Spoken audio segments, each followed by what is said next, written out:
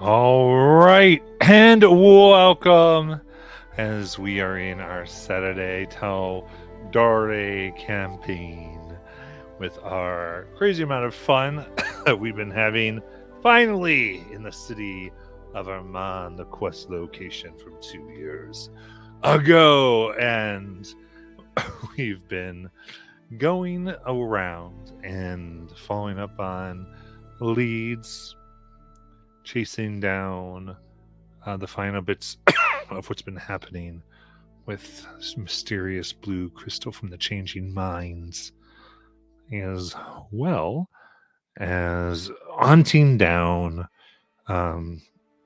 what to our characters is a kidnapped individual who was last seen being dropped off for money at or near the Traverse Junction. Our crew has gotten names and people of those people of interest, might be involved in various doings. And of course, has also learned that just about everybody within the city of Iman has some type of League of Miracle connection somewhere within their history or currently. After trying to see what mages are working or having double job, it's basically came to their attention that just everybody at some point kind of does their DoorDash with the League of Miracles to make by. At least they have done at some point. Easily get a little bit of money, come into contract with them. So it is one of those things that make it very hard, and they finally started to fully understand the enormity of it within the capital city of Taldore here. And after meeting with a member of the treasurer of the Taldore Council, they got a few credentials that let them in, and were told as far as being able to take their full adventuring equipment, weapons, spell foci, and these types of things, that they would need something official, and it couldn't be like investigating the League, because that would cause all types of stirs. It'd have to be other, more nuanced ways. But they have currently headed to the Traverse Junction to begin some investigations there, here in the city of Fellowship. So, it is with that we will begin. So, here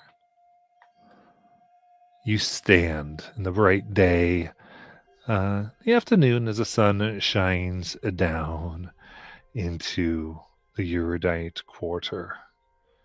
It is, of course, extremely bright, and you are before the Sapphire Pyramid that rises high into the air.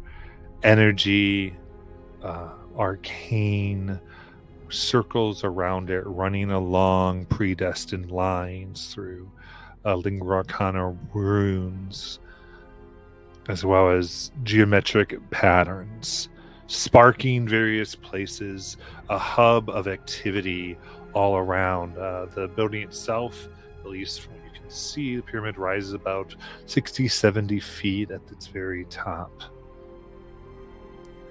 And even as you approach, there's times when you look down and you just feel that you were one or two steps either behind or ahead of where you were. And as you look, people almost have slight after images of themselves. A child is running to their mom and then approaches from the opposite side instead of the correct one. A few spatial anomalies that seem to come to those who get a little close, but nothing too crazy. And most of the people here seem to be used to it. The mother laughs. She goes, "Good, you figured it out. Yeah."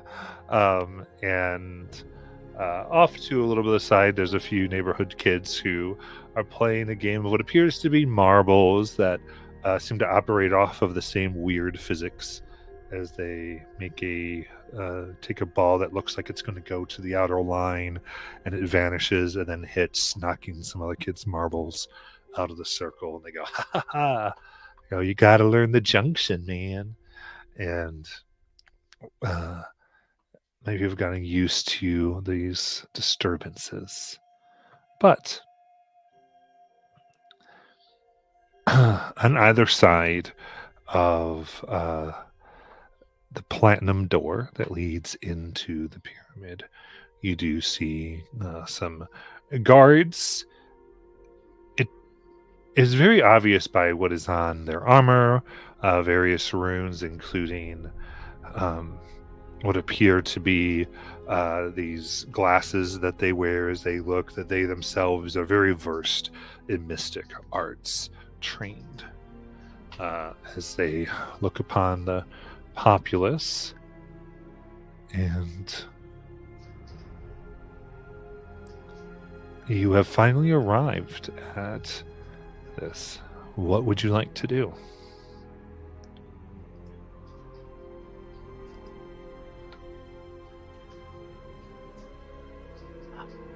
So, what we remember from Lithra's kind of, when she took a look, is that it's somewhere with just a door and no windows, right?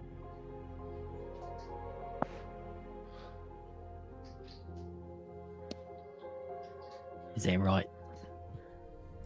You're asking Lithra? Yeah. Yeah, she was held like in a prison sort of situation with no windows. So maybe it's beneath this place. It's possible.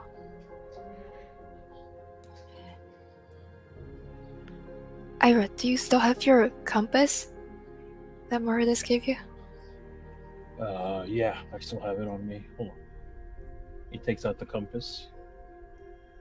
How does this thing work again? Focus on the objects that you want to find.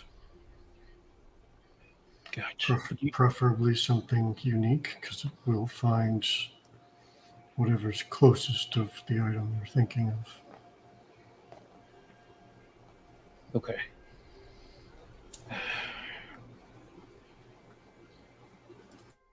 I'm gonna think about it, and I'm going to.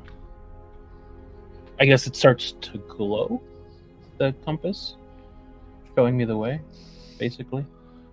What is specifically the function of that? So the brass compass has two needles, one large and one small. A large needle indicates magnetic north and is unaffected by magical effects. The small needle remains motionless until activated. While holding the compass, I can speak its command word as an action to cast Locate Object spell from it and activate the smaller needle. This version of the spell duration of 1 hour. Doesn't require concentration and causes the smaller needle to indicate the direction of the object located. I can't speak. By the spell. Gotcha. And what is the object?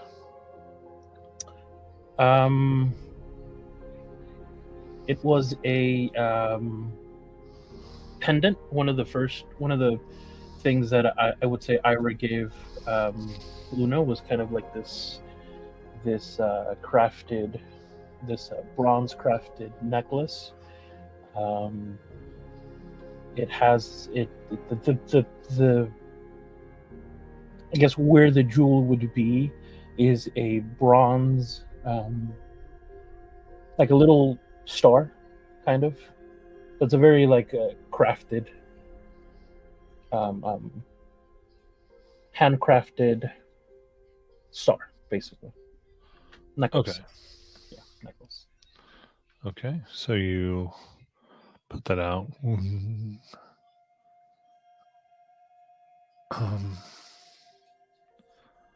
And from where you are, it seems to the needle itself kind of expands into 3 dimensions and points downward at a downward angle towards the junction.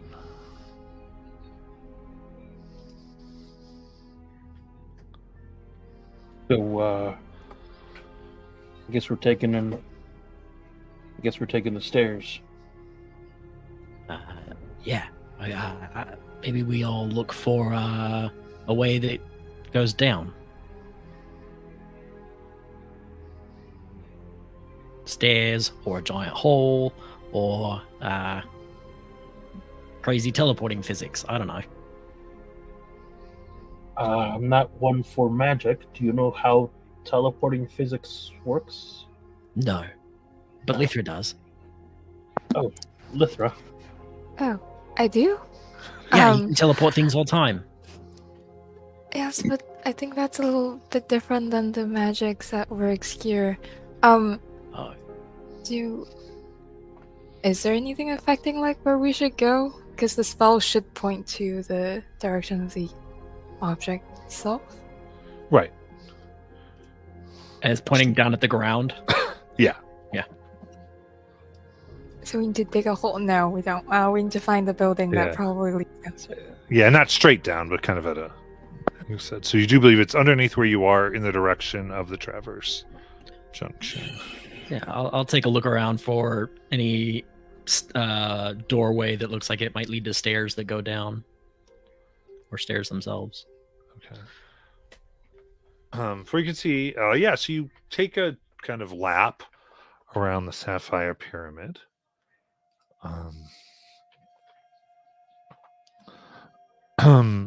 You are able to see that there is like a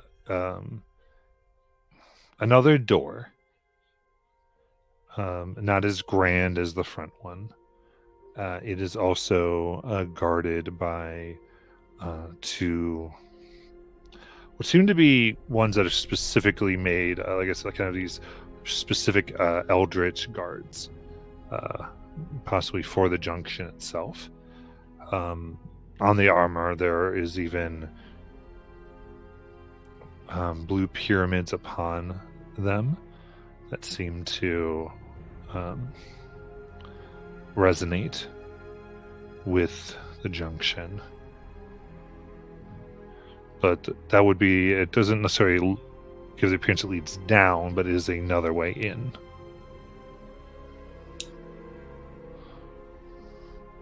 Potentially. Before you can tell, it seems like it might be either a back door where people exit, or maybe more of like, the delivery entrance, possibly.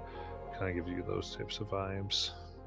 Brazenage would try to get the attention of Charlotte and Lithra and point out the pyramid on the armor.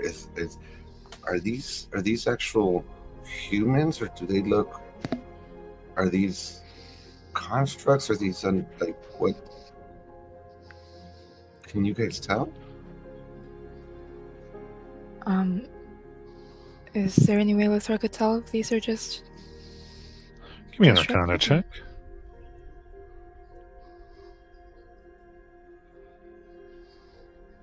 Huh. 18. Okay. An 18. It's These in that do one. It's a nat 1. Yeah. So 18, yeah, so with that, the basic detail I'd get, even with yours, they're definitely humanoid. But likely there are enchantments, powers that these probably have. Which isn't too surprising. This is like a linkage to major cities across Taldor or across Exandria, as you've previously learned. Portal security is pretty vital. Would be definitely one of the highest security, if not the highest security places where you'd have a junction like this. What if Lithra? We say that Lithra is here to learn the special runes she needs to be able to teleport here from anywhere. You know, she found those in other places, like Craghammer. Yeah. To be clear, you have badges that can get you access. What if we just say that we're with the Treasury Department? Well, We have badges, and yeah. we were told they would get us access. That will get us inside. Yeah. That sounds like a good idea. But if they ask more detailed things, it can be because Lithra is here trying to find out the runes for the port. We're both geniuses. Okay, let's go. Right. Okay, I agree. Who's gonna do the talking? I'm not good at talking. I Point at Charlotte. Charlotte's really good at talking. Yep, that's what I do. Could you please get us in, Charlotte? Well, yeah, we have badges. Thank you. Before we go in, is anybody else worried about the weird physics of this place? Not really. I can always reverse the gravity of the room if you're worried about that. Just wondering if we might be able to get a handle on what weird displacement stuff is happening by learning Does- from those kids over there. Does the physics feel weird? Does it still feel like up is up and down is down? Like nothing has changed? Yeah, I mean, gravity is fine. Gotcha. Okay. It's more just, it seems like as you walk, there's times when. So it's interesting. It seems that the relative distance one has to move seems to stay the same, but you walk the distance that is between 10 and 20 feet in front of you before you walk the distance that is 5 feet in front of you. So like It's we're on almost like like you're blinking around at times. okay. Oh, there's lag. Rubber band. Rubber band. King is 999. Got it. All right. Cool. Is this like a chronological shift or is this like a spatial shift? Spatial. Okay. Yeah, time seems to be. Yeah, you're not getting any particular chronergy magic from this.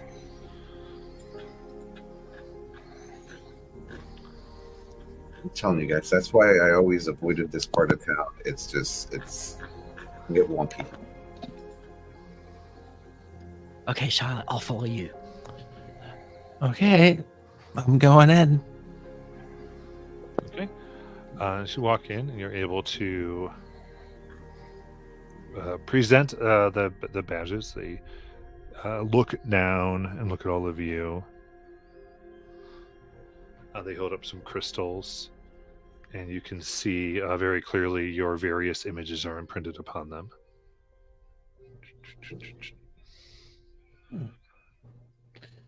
Are they handing them to me? No, Okay. you just hold them, and then they kind of take the crystal and they seem to put it in a container. They're basically taking image records of you with your badges, and they go, "Okay, cool." And so, right. Is it just like headshots, or is it like full with It's full what body. we're wearing? So they move this, and they have this full. My record is me in my onesie. Is it flattering? It is precise. I don't know if I mentioned it, but I just wanted to make sure. Ira did buy a full 3-piece suit. Okay, he's Yeah, it was looking yeah. good. Yeah. You're all dressed to the nines, and it's like. So they take them, and they seem to move, and you see they are begin pressing things on the crystals as they kind of mutter themselves. They're like, right, 10 hours after sunrise, and kind of do all their stuff and make sure they have a record of you coming in. And go, oh, what's your stated purpose? Around treasury purposes. Treasury department. Right, so I can see from your badge what you're... For what? Mostly just to make sure inventory is up to date. Inventory check. All right, sounds good. Come on in.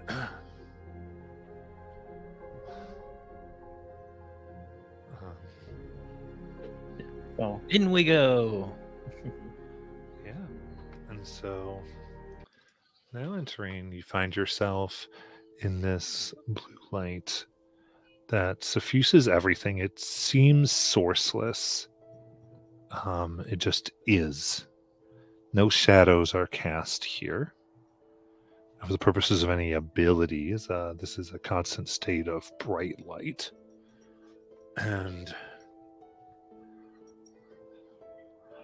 in Charlotte, you are quite aware that it functions as sunlight. Okay.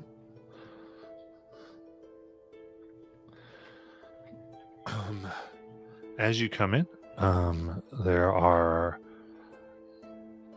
the main lobby here where some people are kind of moving and conducting what seems to be a bit of business before they might go down one of the 5 hallways to do what they need to do.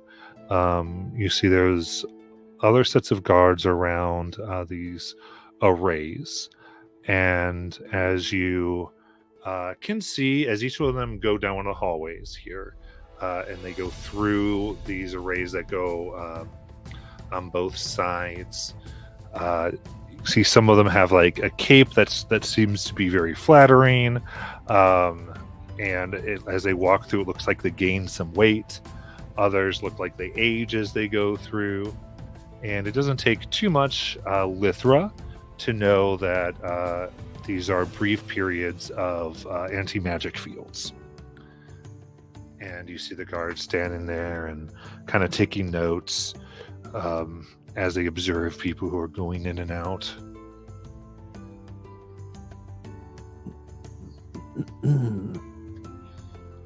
Does it look like we have to head that direction? yeah, Those are the 5 directions you can go. I'll look Okay. at the compass and I'll just kind of try to gauge where it's pointing me, basically.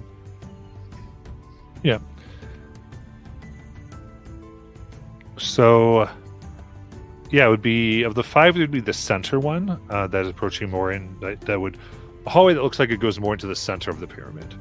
That would be that's where the compass would sort of be pointing. Again, it's pointing down still, but that would be the general idea.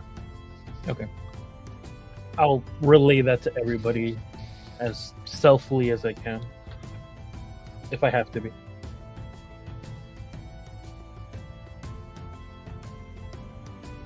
Yeah, I mean, the center one sounds as good as any of the others. Well, better if your compass is pointing that way. Yeah, I just hope that anti-magic stuff doesn't last long. What happens to you in anti-magic stuff? Well, this is sunlight out here, so... Right, I mean, it won't hurt me. It's just going to make it real difficult for me to do stuff if it lasts a long time. Well, maybe we can go through quick. Quick, but not suspicious. Don't be suspicious. Don't be suspicious. Okay. Yeah.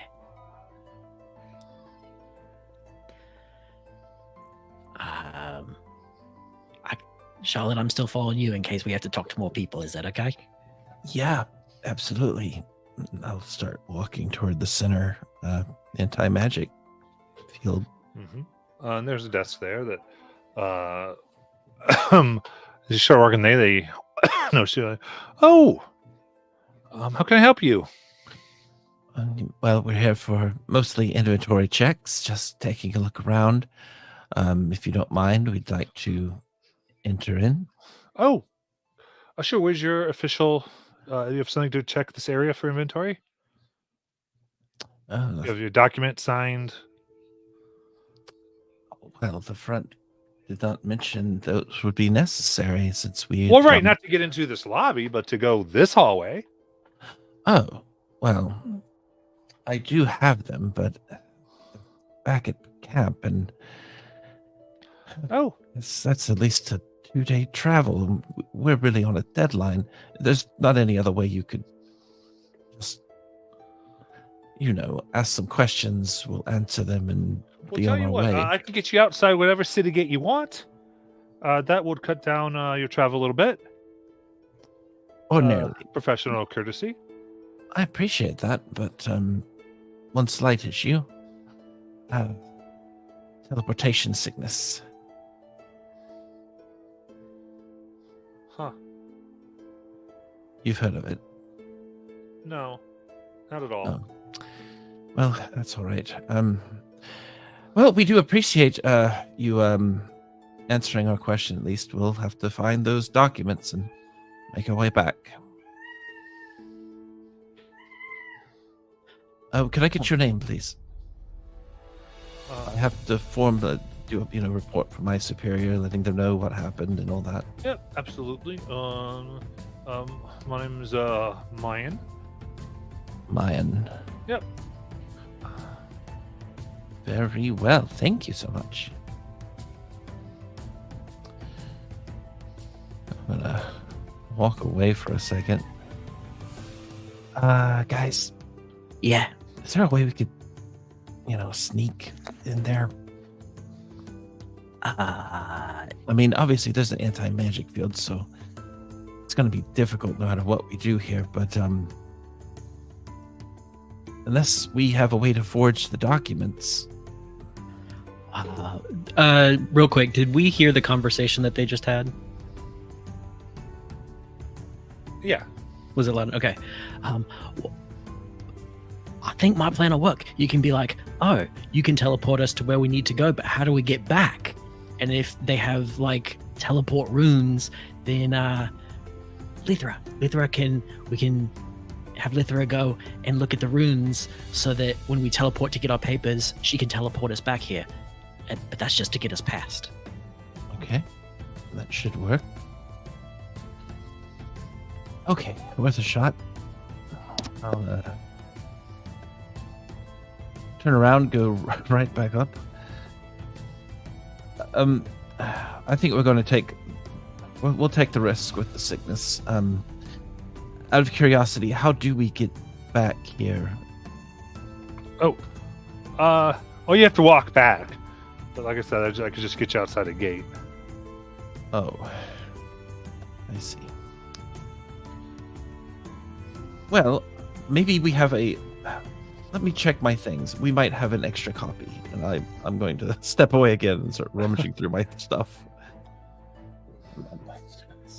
I'll All right. I'll You see look them kind of look around. 2 extra guards come over.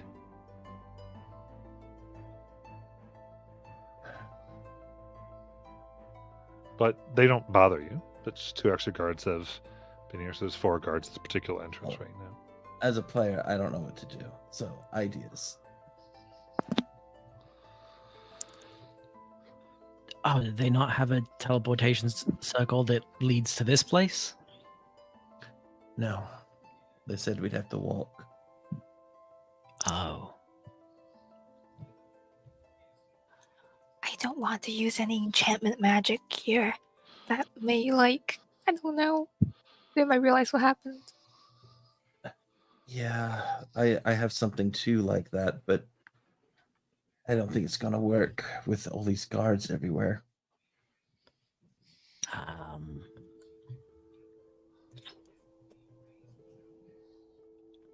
What about... No, wait, there's anti-magic field. Never mind.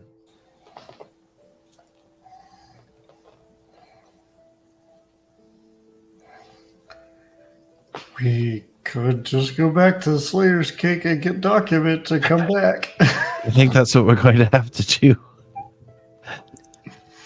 Paperwork, our one weakness. At least it's not a ladder. Every idea I have uses magic, and so all of it's out the door. Brazen Edge. Yes. Can I rage? Oh, God. These are civil servants. Fine. I'm gonna just kind of quickly pad over to the desk where the lady and Charlotte were talking. It's like, quick question. Sorry to bother. This is the place that has portals to other major cities, right? Yes. Was there a place you needed to go?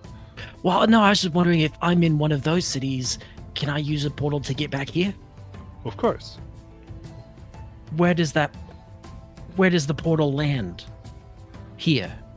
We have intake rooms. Oh. Do we need anything special to be able I mean, to... are you requesting information to one of the circles here to come back to the junction? Right. Yes. Oh. Yeah, okay. And they come back, and there is the key for a teleportation to this room. They are able to provide you. Thank you. And I will take the key over to Lithra and say, I think this gets us into what she called an intake room so that you can study it. And then we can come back here anytime that you teleport us. Oh, that's great. And maybe it'll get us past this room to somewhere else. That's possible. What about? I'll walk up to the lady that's sitting in the desk.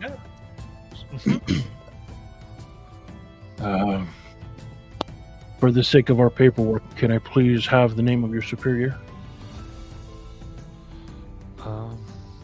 You see, we're on a very tight deadline. Yeah, absolutely. Please. That would be Mason. Mason. Yes, Mason Crackfell. Mason Krakow. Okay. Mhm. Hopefully, Lady Vexalia isn't too mad about this delay. All right. And I'll come back. Where do you think the magic's coming from that's getting those fields going? Are you suggesting we find a way to cut it off? They might lose that power. Yeah, just temporarily. I like that idea. Okay. You can make an Arcana check if you want to try to understand how all of this works. I am not good at that. Lithra can. You need to talk to her.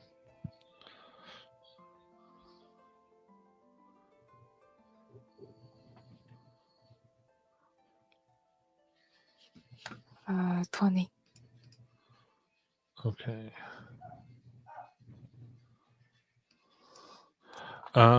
So at 20, it's definitely coming through the walls of this place, but specifically after that, you're not entirely sure. Oh. So it seems to be apparatus and crystals that are attached to the walls, and whether that's some type of things that are it seems to come from inside out. So inside into the crystals. That's difficult.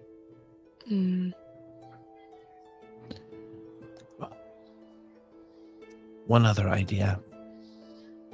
Now that we know the name of their superior, we could try to send a sending pretending to be their superior, saying, "What's the matter with you? Let those people through."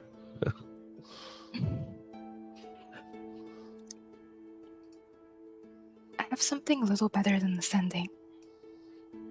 That may compel them to do things, but we have to make sure they're not in that anti-magic field.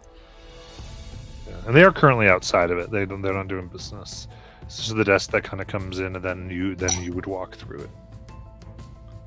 Is there a little corner where if I cast magic, I wouldn't be like super noticed, or is because? So again, here that's actually not a big deal. Oh, that's true. because magic is just cast everywhere in Iman. So that is super big deal. Everywhere else in this setting, here in particular, the city of Iman, it's like, oh yeah, look, they're casting something. Okay, it's a bit of a security issue.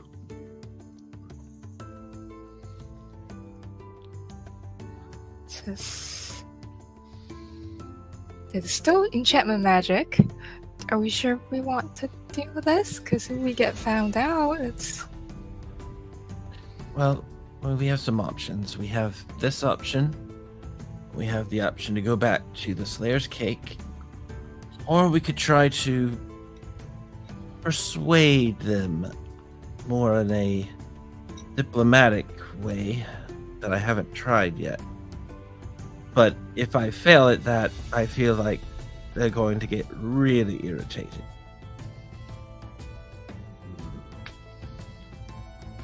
So you don't think that the teleportation rooms are going to get us past this place? I think those are going to take us to a place where we have to go through a lot of checkpoints. I mean, look how heavily secure this area is. But I don't know.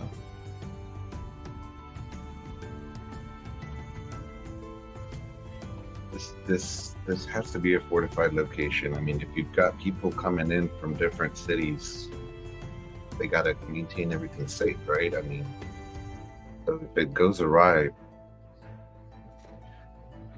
it may be a tough fight. DM, is there any kind of signage that indicates that in the 5 directions what's behind, like what's at that hallway? Like, is there a sign up above it that would indicate where they go? There's not necessarily signs, no. Okay. You do see people. I would say you do see people like are asking. A lot of people seem to know where they're going. Others you hear kind of going, "Oh, Ankara," and they're kind of directed down one of the 4 ways that isn't the central one. Not a lot of people come down this central one. In fact, right now you haven't seen anyone in this time come down the central, but there have been people gone to the other 4.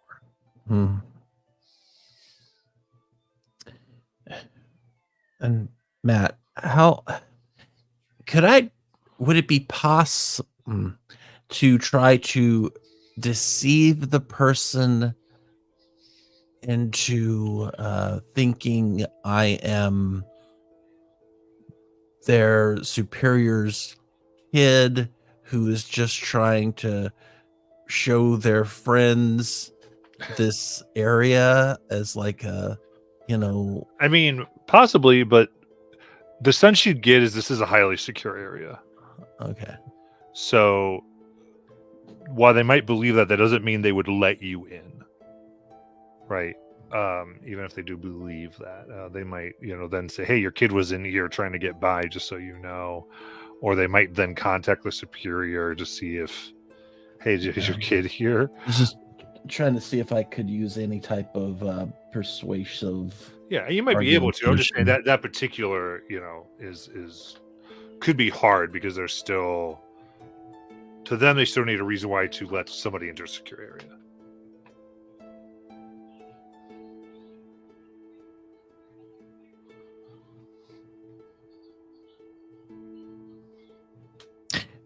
Could I possibly persuade them to sending a escort with us?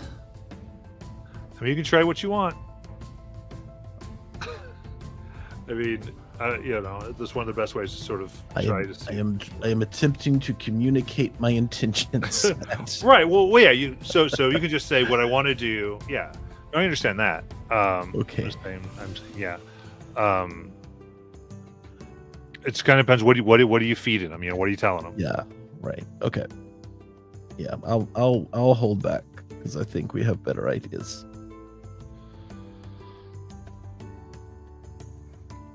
What if I just tell them the truth? What if I tell them that something, a possession of mine, as they so clearly labeled her, was taken from me?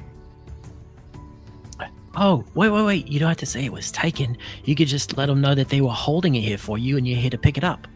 you have documentation? Oh, I don't believe I have any documentation. And I look down at my empty hands. Wait, I do have a compass that shows me that she's down here. Oh, Do you have proof that she belongs to you? Well, they would hear it from her mouth. I mean,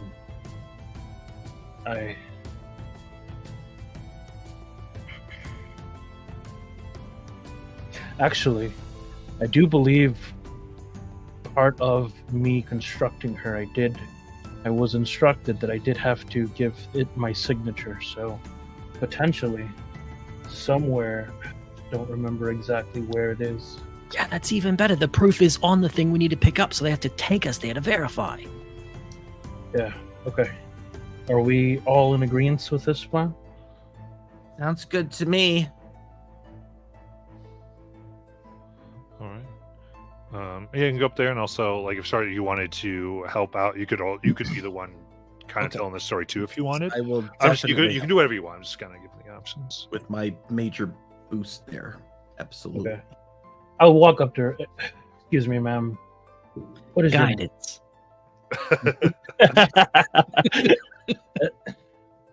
I didn't catch your name.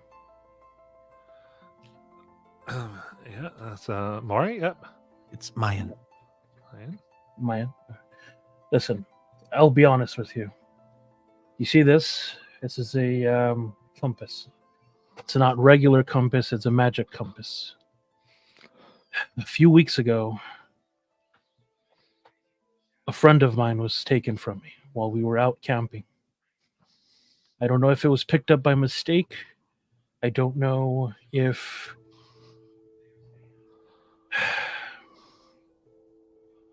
I don't know what happened, but this is leading me saying that it's here and it's downstairs. I would just like to recover what is mine.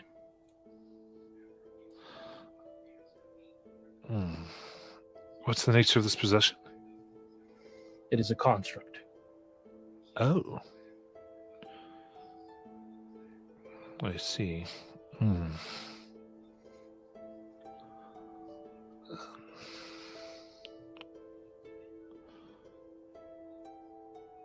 Then, Charlotte, you can make the persuasion if you want to add anything to. You can. Oh, yeah. Absolutely.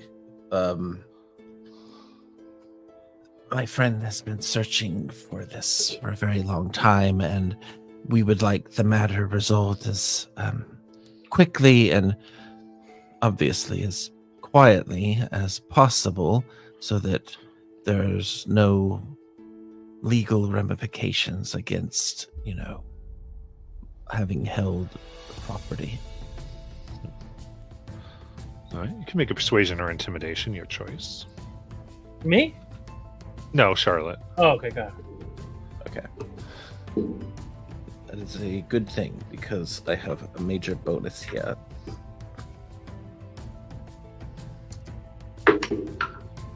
Okay. That's going to be 27. Kind of looks all right. So I was claiming on the constructs here. Kind of starts modeling yourself a little bit. Treasury. At least we have the pull.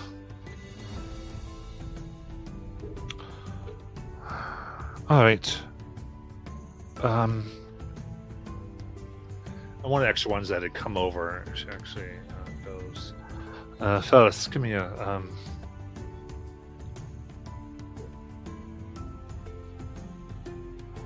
When did you say that they came in? Or when did you lose track of them? It had to have been about a couple of weeks ago, maybe 2 or 3 weeks. 2 or 3 weeks. Okay.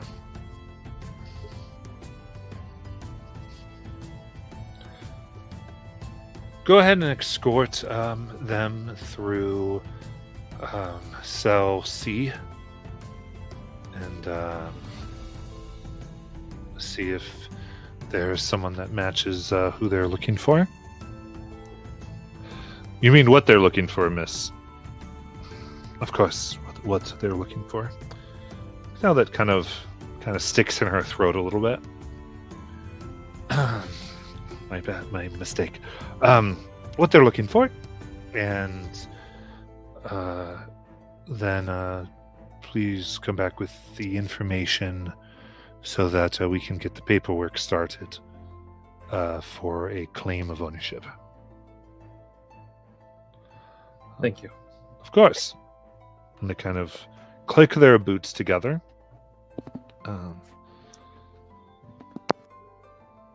She kind of... Charlotte, give me one more persuasion check. This is just to decide if she feels like she needs a sense extra security because of a lot of the back and forth. Fair enough. And just so you know, I cannot roll less than a 25 on this roll. Okay.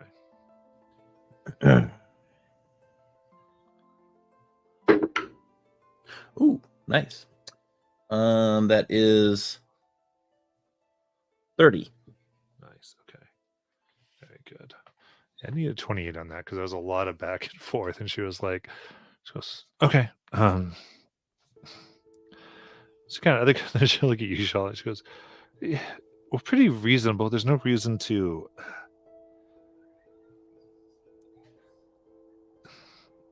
There's no reason to pretend. I'm sorry. It's if you just can clearly state things, that then we can help people. I appreciate that. I've just had to deal with a lot of people that were not so rational-minded as yourself. And now I see I made a judgment error, and I apologize. Of course.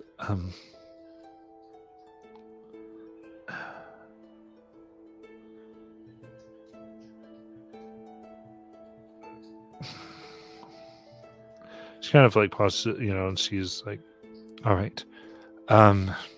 For today, we're going to waive. Tell you what. You're here on this very emotional thing. If you... She goes, fine. I am officially paying the fee for their dishonesty. And she reaches in and she takes out 300 gold. And she kind of places it in a thing. And she just kind of goes, I hope you find what you're looking for. And you can be arrested for lying in here. That's up to the person who you're talking to, the official. I've gone to a fine and I've paid it because I see this is very emotional. But please be careful for the rest of your business here. Thank you. Would you allow me to pay you back? It is the reason I ask is you must understand that I'm alone in this world and it is all I have. And as he says it, as Iris says it like kind of begrudgingly says it.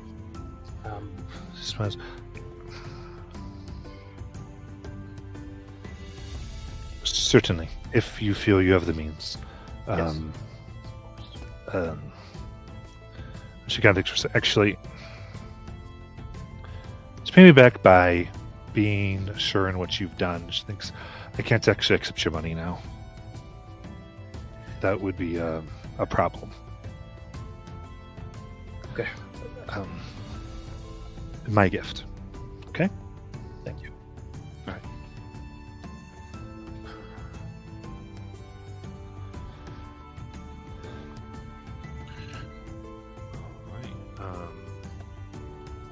Now, I know, Lythra, you have an illusion up, yes? Yeah, well, Charlotte and I both do. Yeah. Yes. True. So is there anything you are doing as you're walking through this hallway? Well, mine is interesting because mine only dispels if I'm not concentrating on it, so it doesn't work like traditional magic. I'm trying to.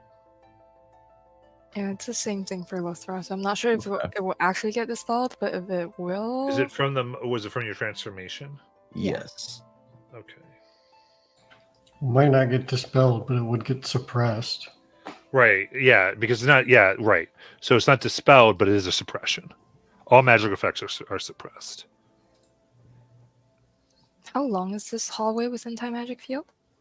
From the well, I can tell you the other hallways because you haven't seen anyone go down this one. The other hallways, it seemed to be about 100 feet. Okay. Well, we're both fairly short, so maybe we can try to blend into the middle of the crowd here. This thing. I want to reach into my bag and take out 2 hats. And these are hats that me and Bim got on our night of debauchery. And I'll just offer them to Charlotte. And Lothra is like, maybe you can just hide your face.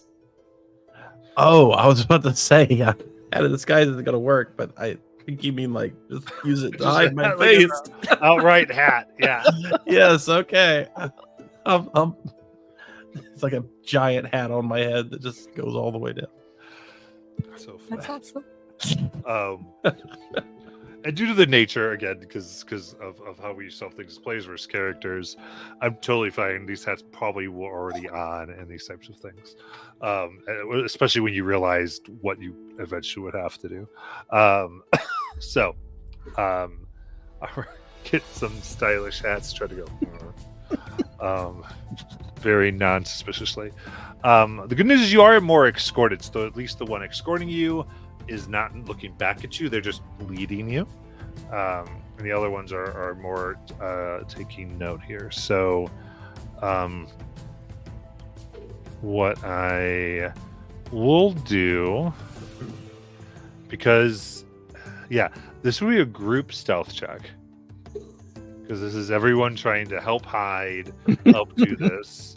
And since we're using hats, I'll go ahead and give it some advantage here. To the group.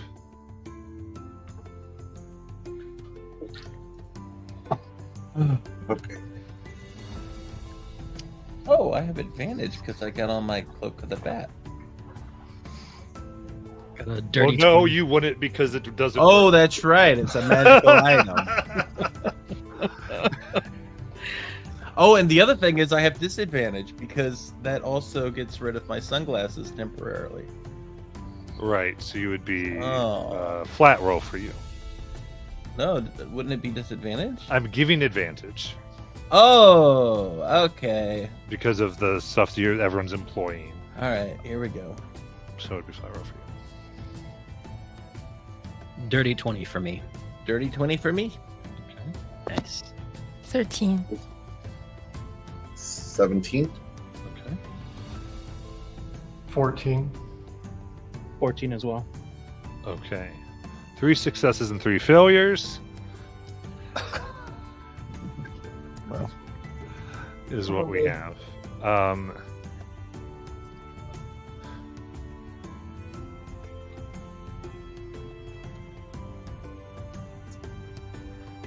Everyone roll a d20.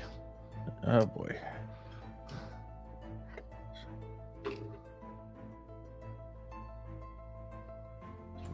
Well, that was a better roll. That's a 19.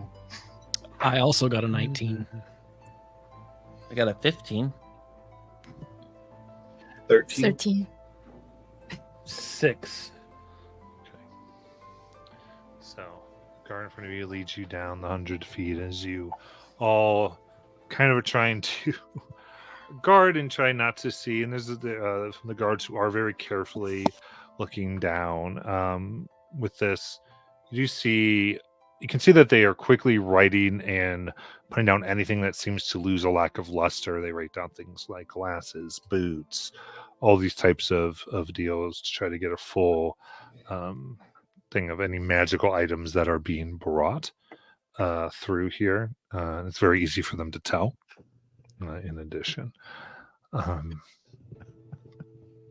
Would this work on legendary item as well? yeah, it's artifacts that I believe it would not work on. Okay, then when they see Brazen Edge, his biceps are a lot thinner and he's a lot scrawnier than what he went in with. Okay. Very nice. So they start taking this down. Okay, okay. And then soon you turn, and as you do, you seem to be out of these crystals, and everything kind of your enchantments come back upon you. Interestingly, when the guard takes you down, you can see particularly their pyramid emblem glows, and they don't seem to be affected by the field in particular. Something about what they have on or some enchantment seems to actually not quite work with the field. And then so where they bring you, you see in a room there is an array of 27 crystals.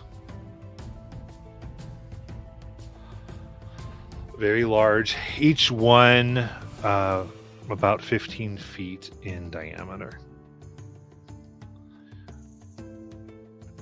They glow and pulse in various waves. The energy makes the room feel a little thick, a little bit, and in also such a way where yeah, I don't do that with the bag of holding because that would just be so annoying to do. What I always rule is that you cannot access the things. Okay. You can't access the pocket dimension because that's just so. Our team had to feel crap. There's stuff everywhere. This is so. Oh, how dare you! all of my weapons just everywhere. Like, I can explain that. Yeah. Yeah, no, I don't do that. It'd be really funny though. But it's just that in this room, and you can see various people taking advantage of this, working on them. That one could cast first level spells without expending a spell slot in this area. Kind of the ambient magic, and the guard here says quite simply, keep your eyes away from the work tables, please. As you do see various people using magic and enchanting or trying to build various devices. You can see clear artifice here, Ira, various stuff, and they are leading you basically around the edge a little bit, not near the center. Jackson wasn't paying attention to them at all before, but now he's like, well, what is it? It's like, oh, I'm not supposed to look, but what is it? Give me a quick stealth check as you see, you notice your head there. It's a 14. Okay. 14. They look at you and kind of raise their gauntlet in like an odd hand formation. As the guard looks and kind of sighs, and I need a Constitution saving throw. Hey, you're in 10 feet of me, though. Hooray! That's a 31. Nice. So, you feel like this wave of darkness come over you for a moment before you kind of wave your head, and the guard kind of sees this, sighs and says, if you don't want to wait outside, don't look at the tables again. Okay. But you had to make it sound interesting. It's not my fault. Just peek out from under my large hat and just shake my head. Put my tiara on top of the hat.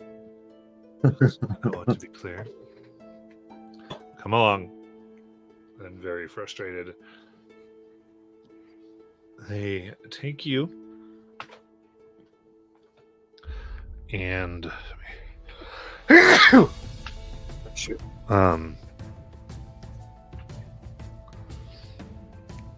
You can see where there's essentially a conveyor belt that seems to go down a hole in the wall into a chute, and there is an access door, which has what appears to be 3 locks, and the guard waves their hand, and you can see 3 arcane locks dispel, and the doors open.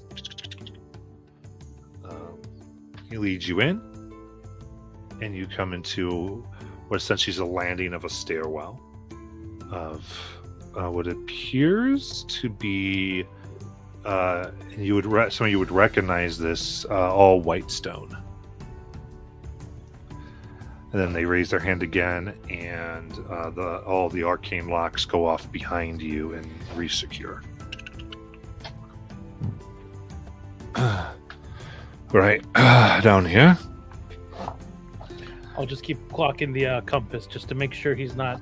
We're going just to make sure we're going the right way. Mm-hmm. There's nothing that would seem untoward. Against a little bit where, but yeah, you're not feeling that's anything that you can detect with it. And here, one sec.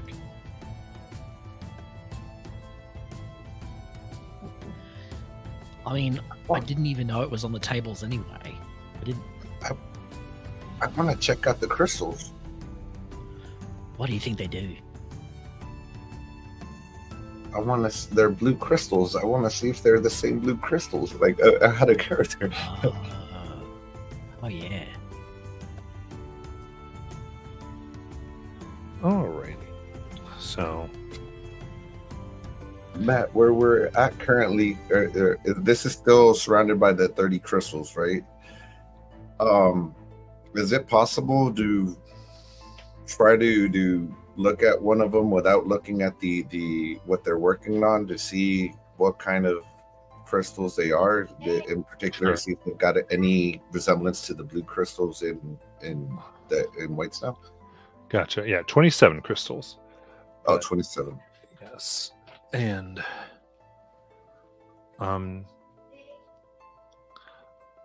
yeah, if you're trying to do it, it'd be a little bit difficult. So you're trying to, yeah, give me a perception check.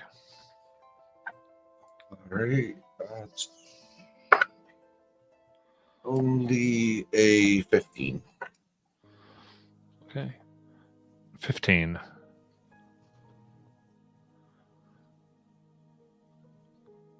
I think you can see that they do seem to be crystals that may have been pieced together. And there do seem to be some slivers of the blue crystal. Not made entirely out of it, but definitely have been used in their construction.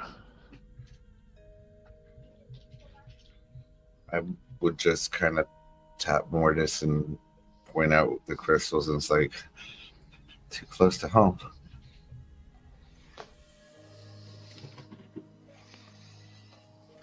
They do seem familiar.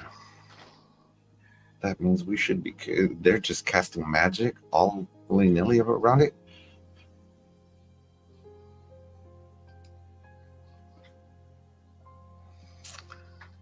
Yeah, well, they seem to know what they're doing, so. Okay.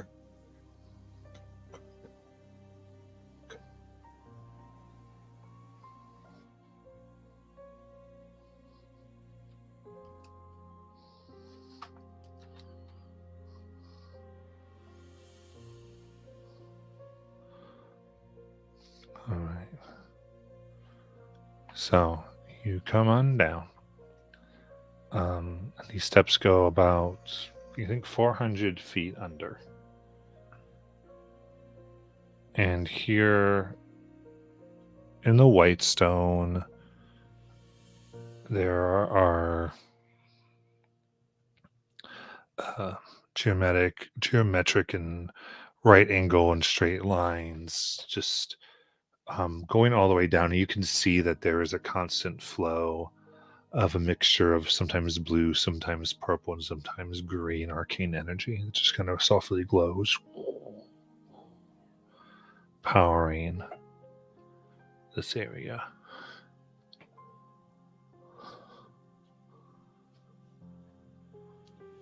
Getting all the way down,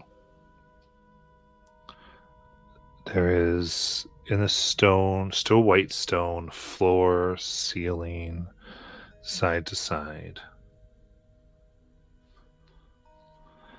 there,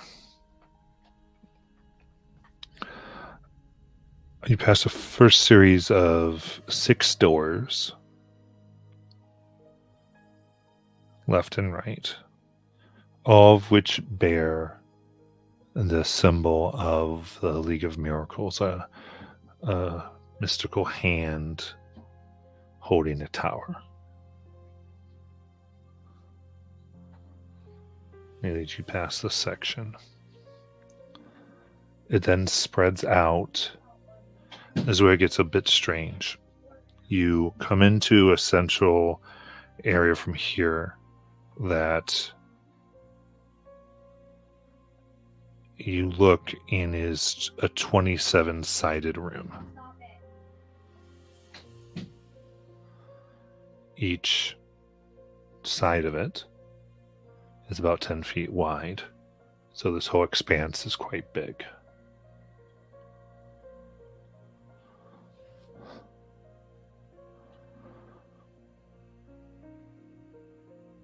And they take a moment and they go up to one of the sides and put their hand out. And they touch it.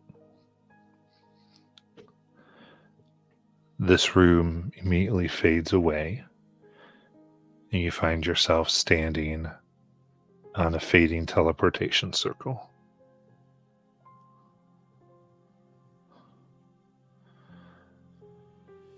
This calms down.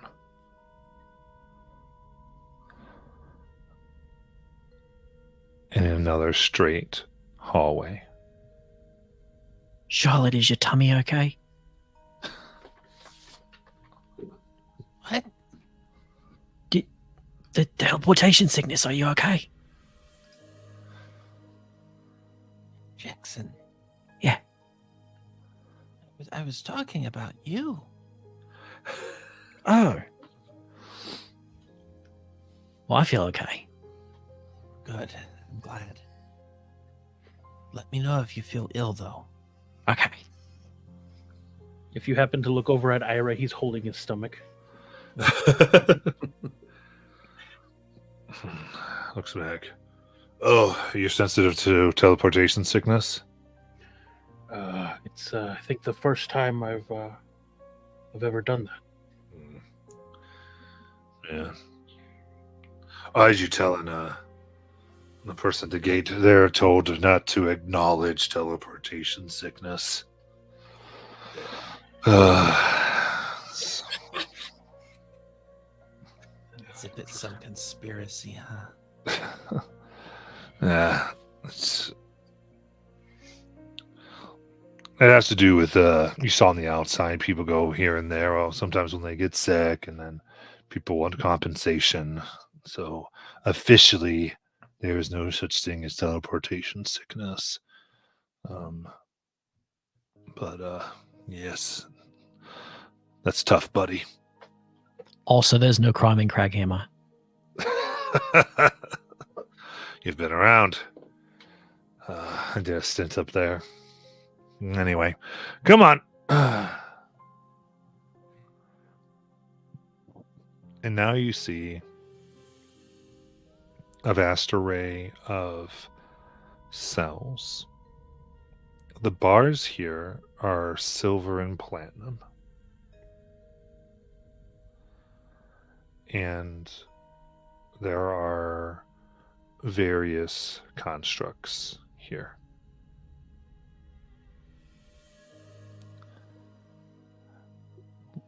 One in every cell. The cell themselves seem to be just barely 5 feet, each one, so kind of tall and thin. Most of them are in either a straight standing position or sitting, depending on their configuration. Some look like dogs, some are more robust. There's a few bigger ones that are in 10-foot ones. And you can see slightly pulsing runes that, in fact, do seem to be draining their energy.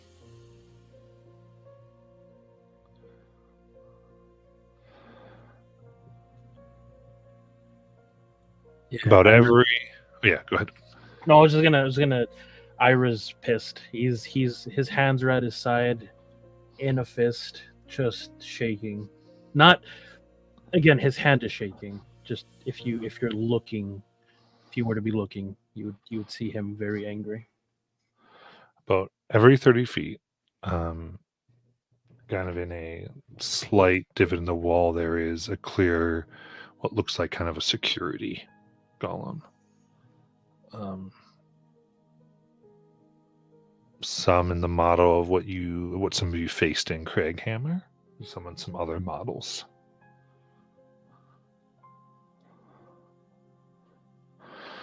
That one?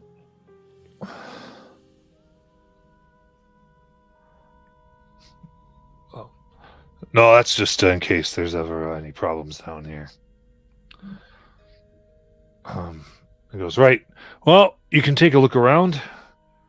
See any of these look familiar? And down here, there's a good anywhere from maybe 300 to 500 cells of these particular the style of construct. I'm gonna look over at Brazen Edge. Brazen Edge. I'll say this quietly so as not to be heard by the guard. Brazen Edge. Can I rage now? Let's find Luna first. Let's find Luna first. We don't want to put her in jeopardy. He takes out the compass to look for her. Just to see where, if I could see. Yeah. Easy enough. You and roughly halfway in, you can see. Why don't you describe her in the cell? I'm assuming she's a bit damaged, as if I remember correctly, the first time we saw her, she had openings, right? Like she was being torn apart. Is that correct? Yeah, so there was, and all of them do. So as you take a close look at the structure, it does seem like each one, all of their power cores and any places where it looks like energy would originate has been open, possibly to better allow their energy to be drained. Gotcha. Okay. So what you basically see is this 5'0" construct. Her face seems to be very human, a very pale complexion. Even while she is with her eyes closed, she still has a smile on her face because that, she doesn't really ever frown. She's always in a good attitude. She has this very dark, deep green dress with a black corset on. She has basically the rest of her body is metallic, but just her face is what seems to be somewhat human features, if you will. She has silver white hair, very similar to Ira's. She does have a almost like a band, almost like headphones, if you will, but it has flowers and roses, and she's looks very nicely done. Just your typical. She's dressed nicely, basically.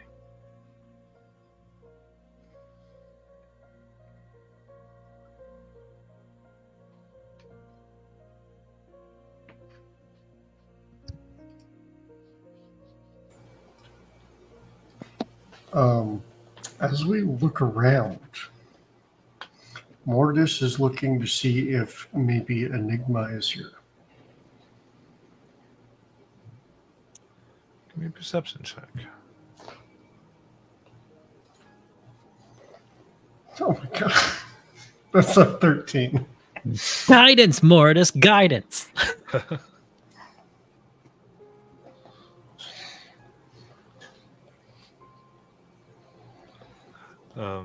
Looking around, you don't seem to see anything that looks quite like Enigma.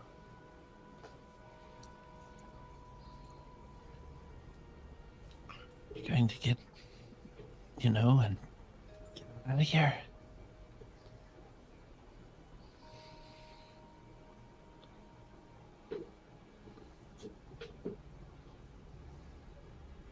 Because I'd like us to do this as quick as possible. Guard, it's that one. I'll point over to Luna. That's what we're looking for.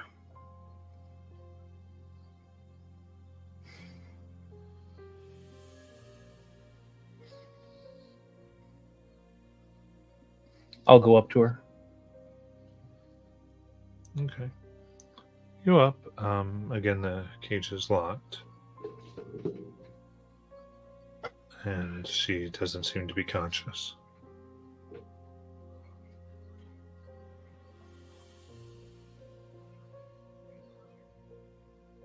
This is what we seek. Can you open this up to retrieve it? As Maya said, that the paperwork can get started at that point.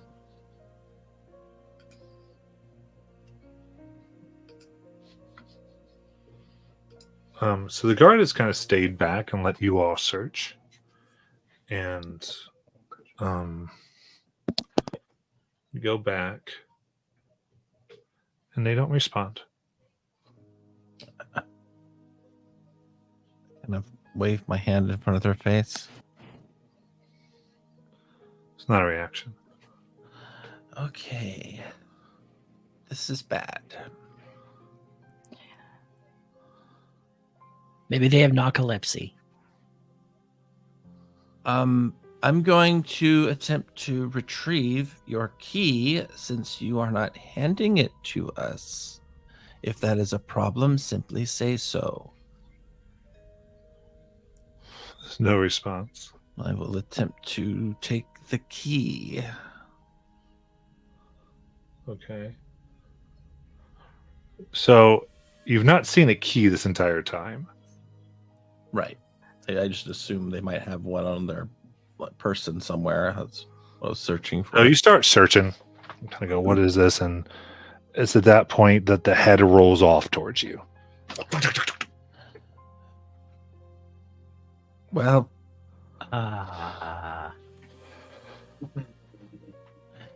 okay. Everybody, get ready. Did anyone say a lie? Not that I remember. So that doesn't seem to happen often on the material plane at the very least. Can we open up that door? Can try. Was Not there any much. blood that happened when that occurred? When their head just fell off? You look and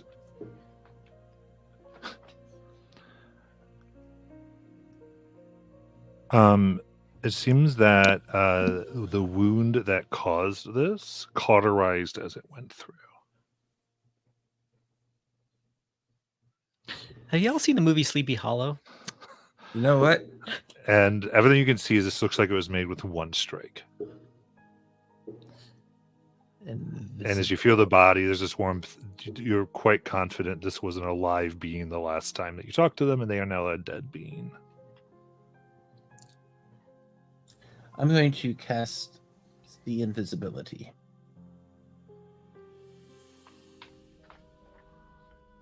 Okay.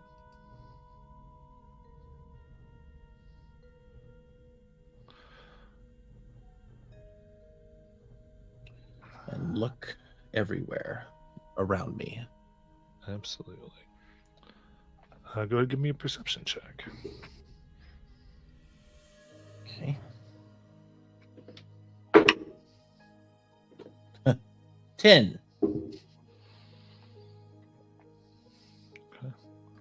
You look, you see nothing.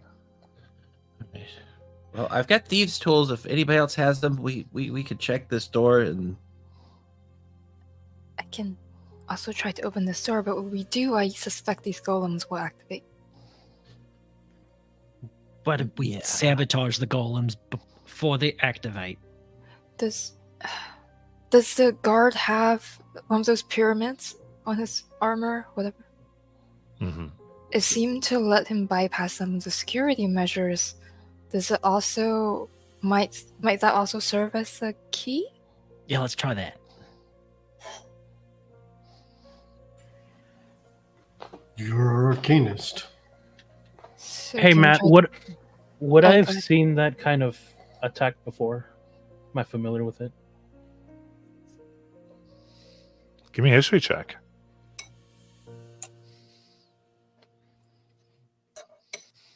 Oh, nice. 21.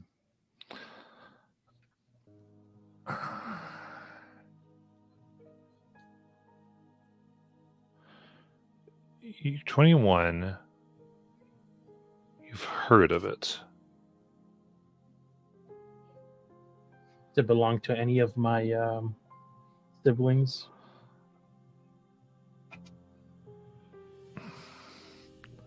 Heard of it for it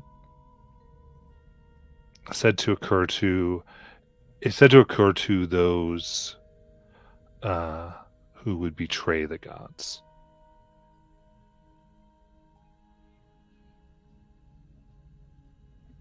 Aaron's gonna put his hand in the bag of holding and grab onto his executioner's blade, but not pull it out. No, I'll pull it out. As he yells out, Ira, Yeah. get her out of there now. I'm gonna dart right over to wait, hold on. Brazen Edge, you've told me to have self-control. I feel like if I try to bust her out, these golems are gonna come after us. Wait, There's can't Lithra use the triangle thing? So yeah. So look at this. This armor has to be attuned to, and it takes up 3 attunement slots. Oh, So this would be you could do this and try to take an hour to attune to the armor if you so desire. we're definitely taking the armor, right? But like attuning to it right now? Maybe we can just pick up his body and put it in front of the door. Slam it How- against. How close are these golems together? 30 feet. I mean, if there's a ceiling in here, I can shoot them up to the ceiling for a minute, provided it works. Listen, the blade that made this cut. I've seen it before.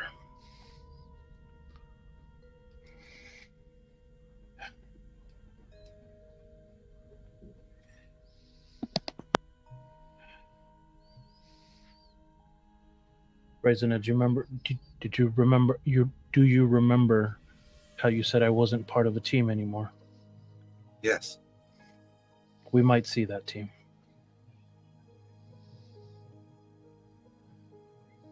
How'd they get in here? How does anyone get in anywhere?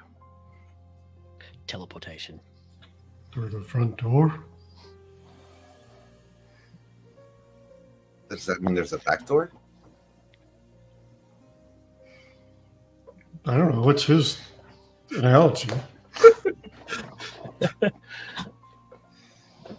Try asking.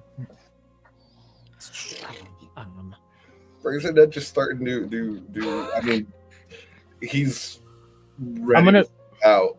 Okay, I'm gonna grab the head of the person that was with us and put it in the bag of holding in case we get questioned of what happened. Hopefully, someone can talk to it.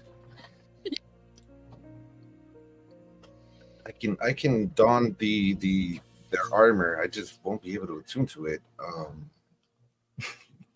Lithra can don the armor too.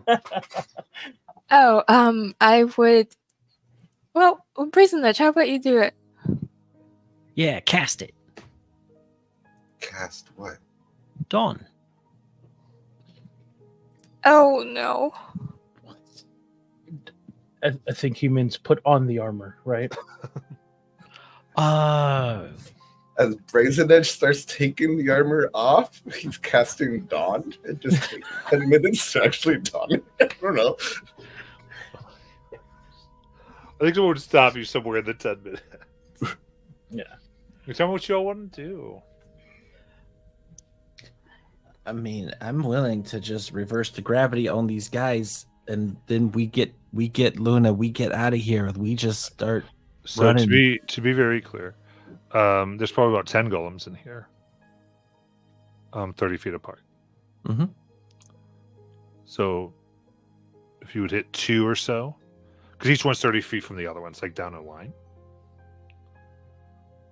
So like so one is like 300 feet from the other. Like if you took the last 2, so that's how many you would get into your spell. Can any of you teleport? I can't. I mean, kind of ish. Why? If we all gather around Luna and I grab her, would that work? Can you reach? Are the bars wide enough that you can reach through? DM, are the bars wide enough that I can reach through?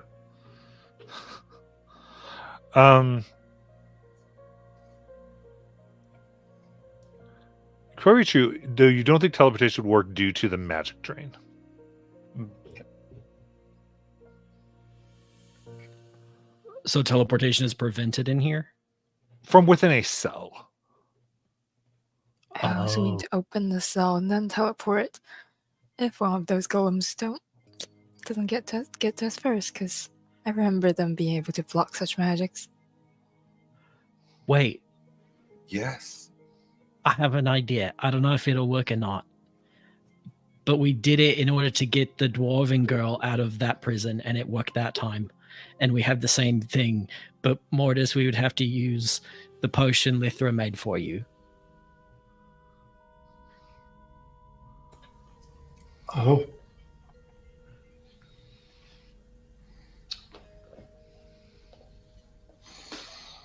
We get the sense that if we destroy that, potentially if we destroy the cage, the golems are going to activate, right? We kind of That's a pretty straight up logical. cool. I'm not just making sure, because sometimes Yeah, the no, doors. true. I would Yes. say 2 things that you all are seasoned. You've been through various things.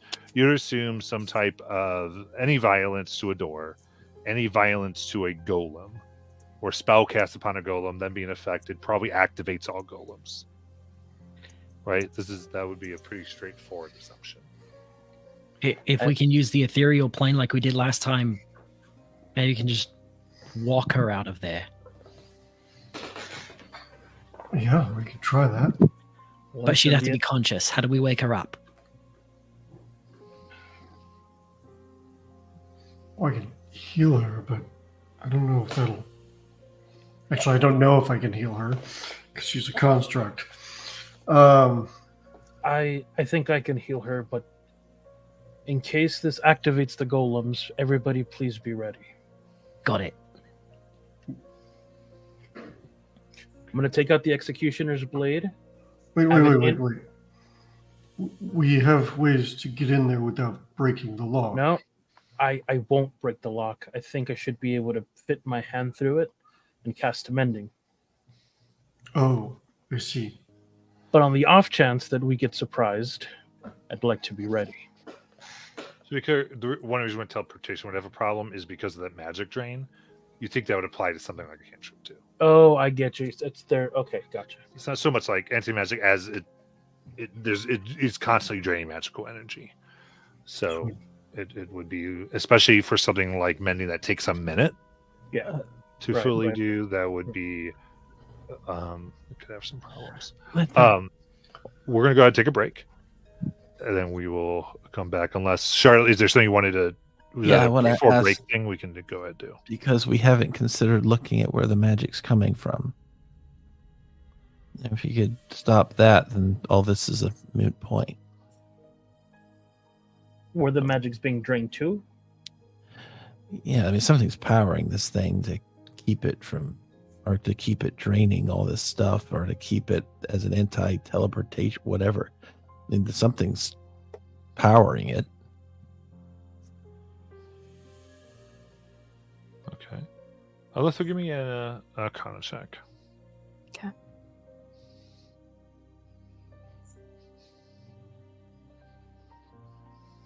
Uh, 36. Okay. 36, given the function of this room.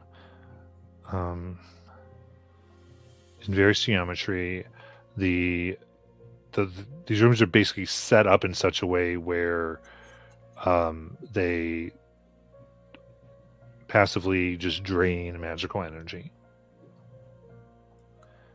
And these are being you assume from the lines that they are run up to possibly the crystals or other places.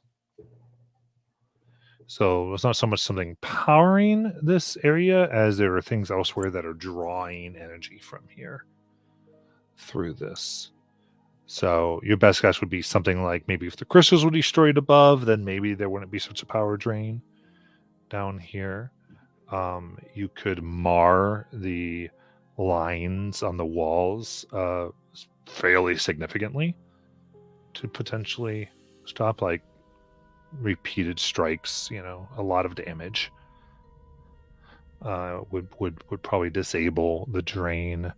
And with the metal used, that's also part of this. If the metal was torn away from the whole area and bent and marred, that would weaken this field as well. Okay, that makes more sense. I think I know what I want to do. Well, we can come back to it after our break. Cool.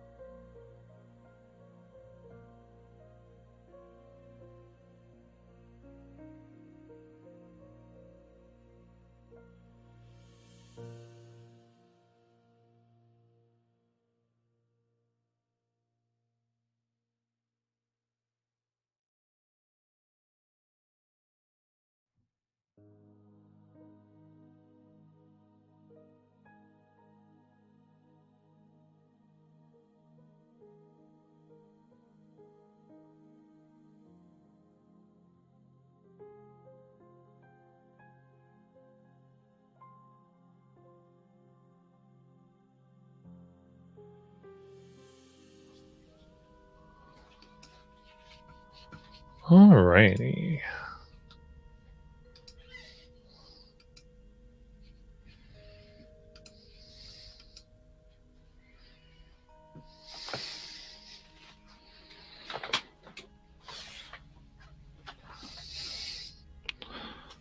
Yeah, back. What is the plan, my friends? Alrighty. I am going to take out the Executioner's Blade, and I am going to start scraping just lightly on the. So okay, let me bring this back a bit. I'd like to investigate to see if there's lines specifically going to Luna's cell, and can I get to them? Interesting. Okay. So Lithra made a super high Arcana check. So because of that, Okay. I would say you are able to find the specific line on the wall that is linked to Luna. Okay. And a very careful, very. I'd like to position the blade to where it's very, or if I try to dig into the wall and slice down a little bit, it'll start to kind of, start chipping away at those lines, just very lightly. I want to see if anyone reacts, or if any of the golems move or anything like that. Okay.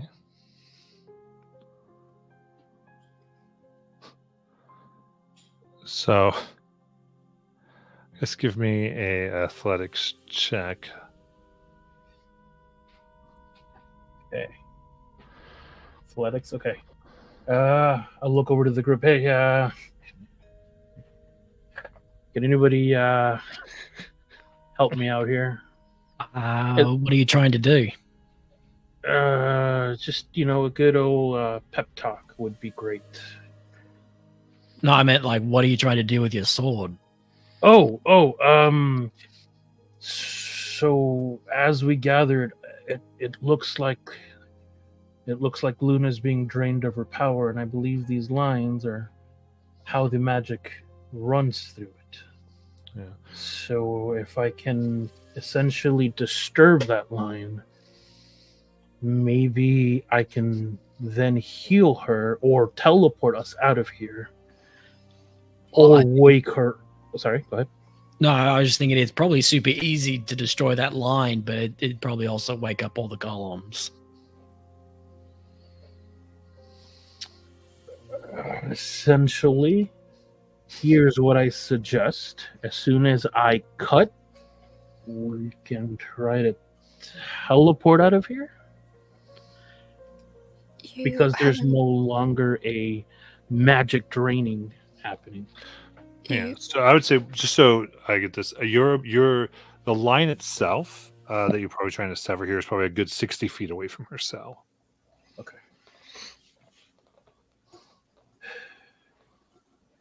And I don't think you've run into one of these golems before, and when they look at something, magic is disabled. So if they are looking at us when we're trying to get her out of there, I cannot teleport anybody.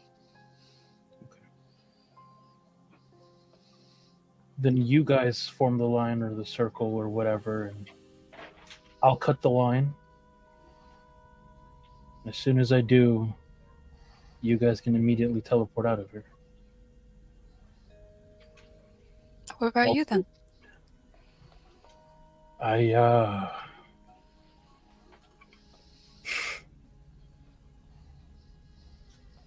Lithra, haven't you met me? I'll take these on. I'll walk out the front door. What front door? What? I'll make a front door. Where? We teleported in here.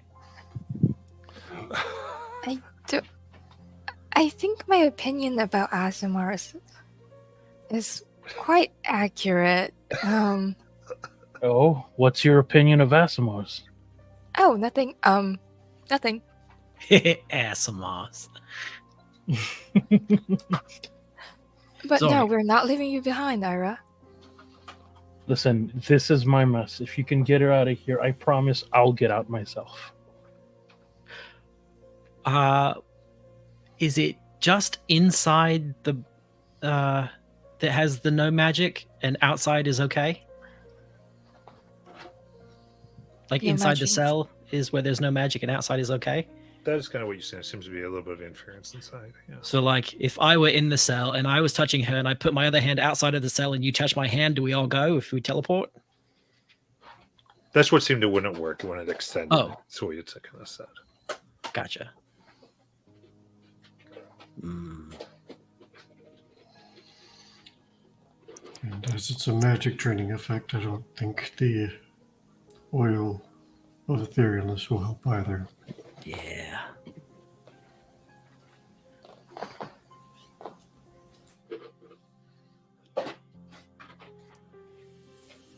If we're Unless not any- worried about getting jumped by whatever got this guy, though, I could try to attune that armor and see if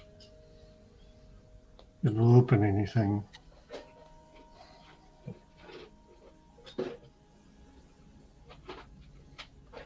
I feel the more we wait, the longer there's an opening to be attacked. I agree. So it's settled. I'll cut the line, and you guys teleport out of here. I don't agree with that. Yeah. The whole mean, you- point of this, Ira, was to reunite you and Luna. If we take Luna and you can't get out, and you can't make that promise, then we failed the mission. So I'll say I'm hearing people don't like that, but so we'd need one's given a secondary option. Okay. So I would say if you're going to argue against what Ira's doing, you might want to say we could do this.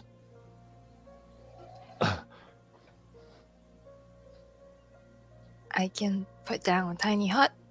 We attune to somebody attuned to that armor in that tiny hut. And, well, hopefully that means people can't get in there. It would reduce the risk significantly. I like the attuning the armor idea. And if we get attacked, we defend ourselves together against the attacker. I feel like that makes me feel better than letting Ira stay behind alone.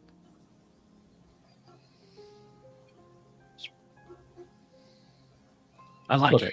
if you all get killed trying to defend Luna, or if one of you gets killed trying to help me, I wouldn't be able to forgive myself. Join the club, mate. Exactly. I watched my mother die from walking through a portal. And if you had an option and you had the ability to stop it, a plan, would you have taken it regardless of the cost? No.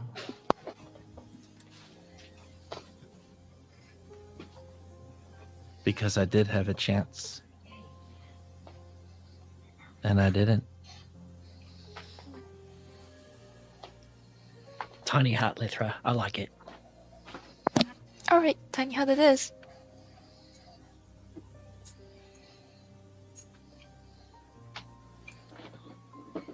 Okay. So this seems to be the plan. Yeah, Ira's gonna go silent and not fight it anymore. Okay, cool. So you take the time, tying up. Comes up this opaque field.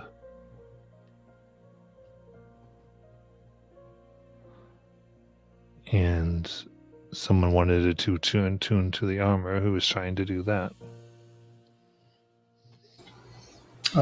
Mortis will.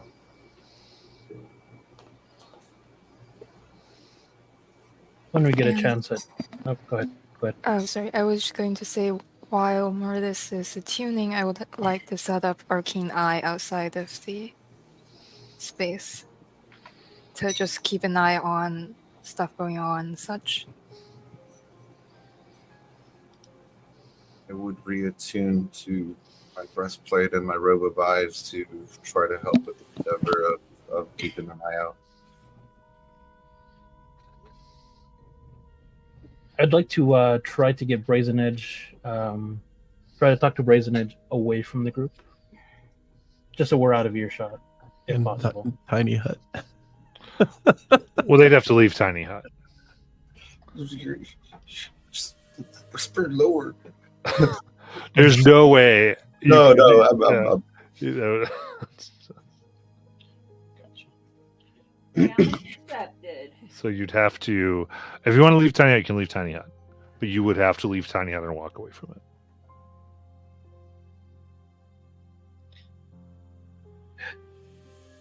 Brazen Edge, can I have a word with you? Sure. I'll lead him outside of the tiny hut. I'll step out of it. Got a death wish. Lithro's right about it as Amar says he walks through. Luther is muttering, "See? Well, that's what I said about Asmar." Okay, so with this, and I think as long as it sounds good, well, like this is pseudo like a watch, right, where people are taking moments to have a few RP pieces, so others can take a piece too, if this is there, as we kind of talk about. Yep.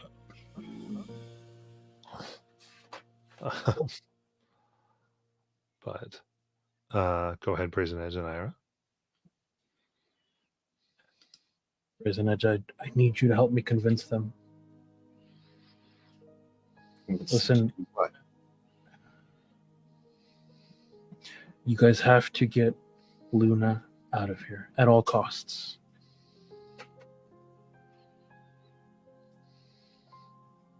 Listen, I've done horrible things that I will never be able.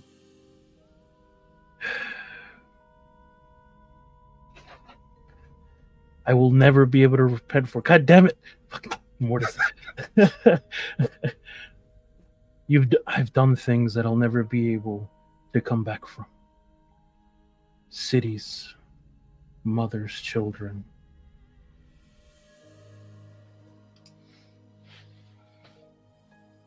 God damn it. If only I had chosen a different yesterday, they'd have an actual tomorrow.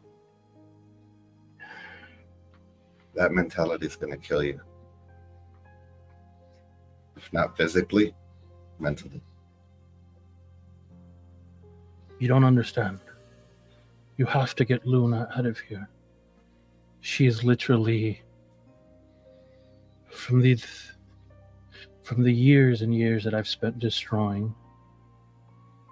Luna was my chance to create. If for whatever reason this doesn't work and she's destroyed here, all of it will be for nothing.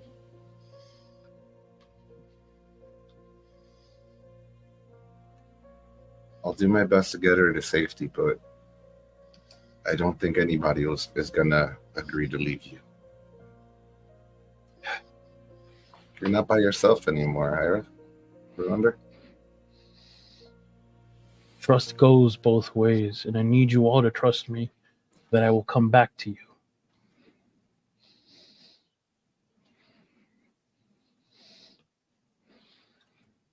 Well, let's see what transpires. If we can get out, if we can all get out with that armor, then it's a moot point. Fine, but if someone else's head is rolling on the ground, that blood is not on my hands. I've warned you. I've warned you all. Brazen Edge, I thought of all people you would have believed me. You've seen what we do. What I did. But you're on the good side now.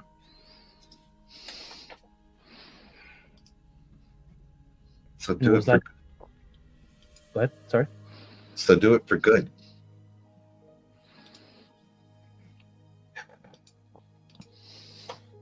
I Not don't have something this. only your strength. You said it yourself. I don't have the same power.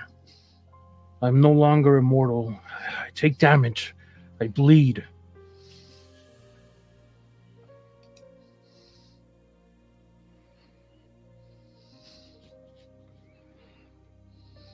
I'm here to help you, okay? I'm not here to just take part in this pity party. So remain on watch, and we will make it through together. Would you give me some alone time then? Yes, sir. And he'd step away.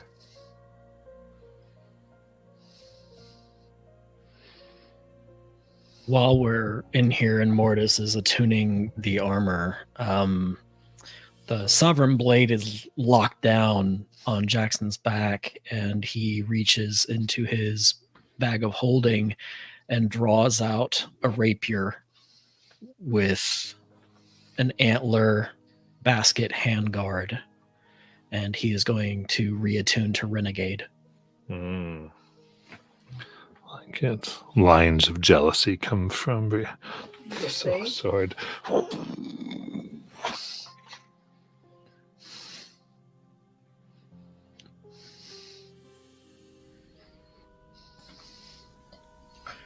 Can I time out for just a second? Mhm. So I want to be clear here. Mortis is resisting this, not me as a player. Like, if you want Ira, like we've talked about this out of session, and if you're trying to like get Ira killed so that you can play Luna, like I can suspend this resistance for Mortis and we can go with it. But I don't know how that plan's going to go. I would say let it however you would play the character and you feel comfortable. And if you feel like Mortis would resist, that's fine. Okay. I just don't want to strong arm you into something No, you don't want to do as a player. You're good. You're definitely good. Like I said, I'd rather it play as you guys feel comfortable. So if first of all, thank you for caring about Ira. Secondly, the way it goes is the way it goes. I have a feeling that even if Ira's gonna die, I have a feling he's gonna die. The DM has had coffee today. May I remind you? So as much as we all can resist, I was just trying to save some people, but it's okay. It's all good. It's all good. But Okay. thank you. Cool. Yeah, anybody else want to add anything or?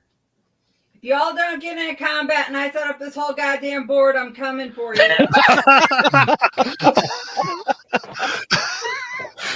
That's all I wanted to add.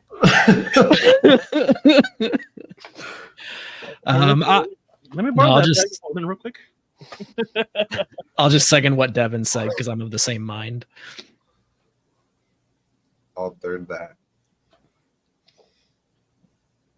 Okay, so so I think it's fair because it is fair that there is this thing as people have discovered in the back of looking at the campaign thing, and of course Zoe's been talking about this in various channels, that it does sound like they are looking there, that death is definitely in the cards or there, which is good to whatever comes next to kind of go as far as you doing something that might cause your own character's death. I wouldn't want you to feel cheated going, oh, this was sort of something that was likely to happen to this character, so we want to make sure I think that is clear in whatever happens next, so that you don't feel like any sacrifice you would or would not make is an in vain thing, but you can kind of push that into your character with all the RP. So Oh my god, shut up and fight.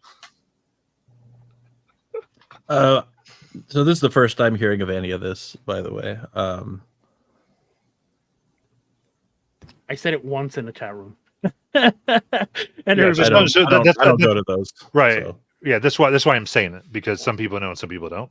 That's why I just said it. I had mentioned it, so it like I said, however it plays out, that's fine. If we want to continue the story as in everybody cares and you all want to protect him, which is great, that's good. Cool. So I don't care either way. The minis are made. Ira will be back. This is not the only campaign he's going to play in. Just saying. All right. Okay. right. Anything else? Yeah, shut up and play the game. Then I will time us back in. Thank you, Mortis.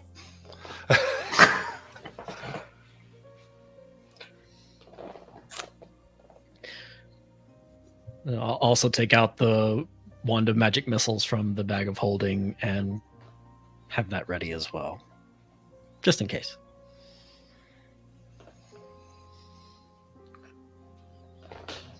I'd like to take out the wand of conducting.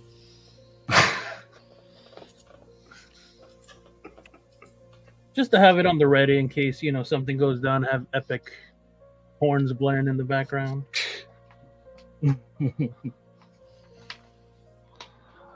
Okay. Any other? Because I had opened up this for an RP interlude. Is anything else anybody wants to do in the RP interlude?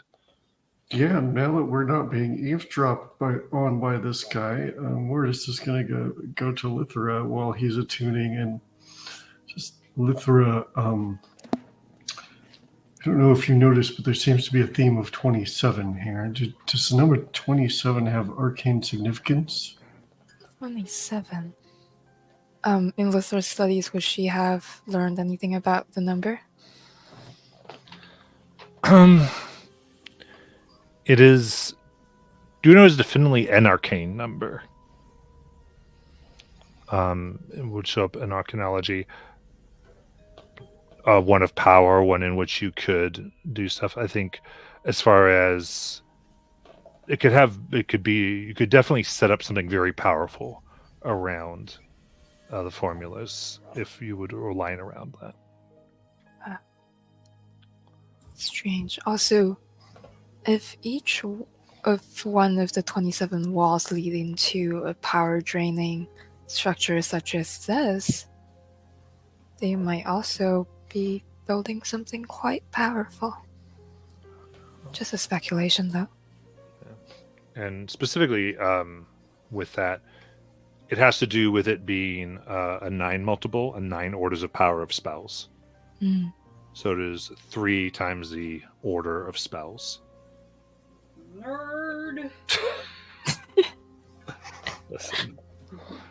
You're not asked. the only one who had caffeine.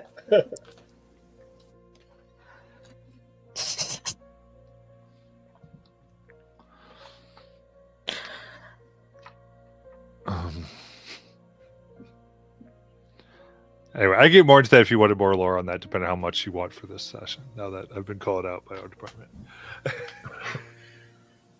Whatever.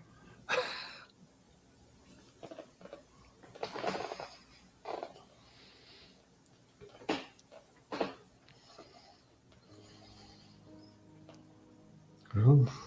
All right. Anything from that scene, Mortis?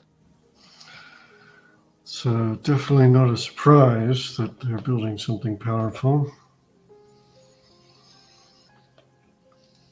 Don't know if we have the tools to do much yet, but maybe with more information we'll figure something out. Keep an eye out for that. Yeah. And go back to concentrating on this item.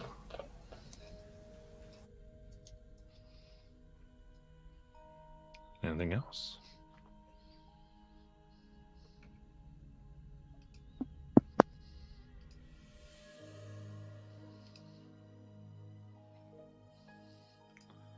Okay, so everyone's RP complete. The time comes to an end here. And taking the head out of the armor and taking the full thing, and it's a little stinky and ill. but probably some of his prestidigitation, so you're able to clean out the feces that dropped in it. But you are now in a suit of armor,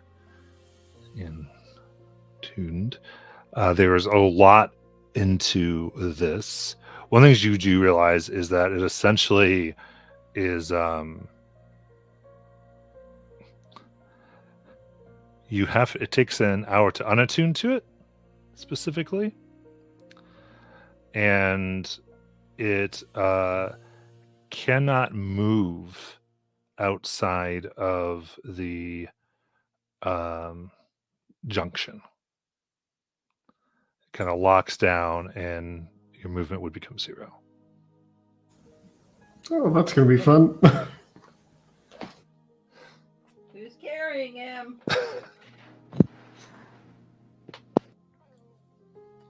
But there's a slew of effects that we will put us to depending on what you do.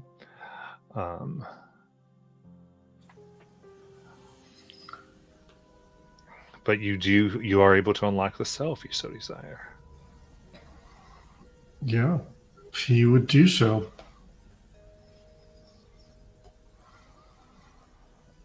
Okay. In case everyone roll for initiative.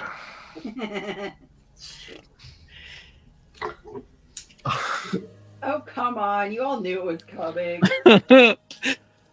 Okay. Oh, glad I got that out of the way. There's my double net 1. Woohoo!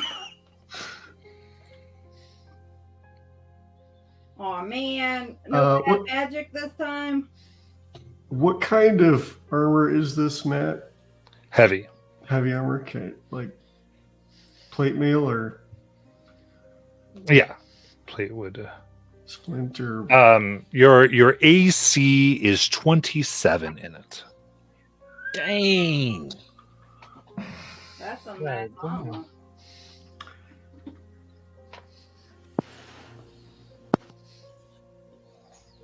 But it does not prevent our plan of teleporting out. Correct. Okay. After you might be in a pickle, but For an hour. You know, till he can get the thing off.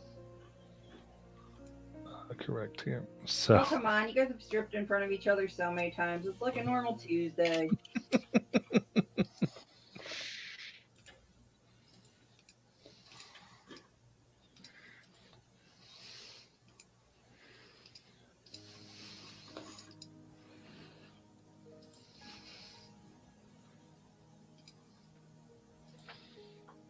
okay, so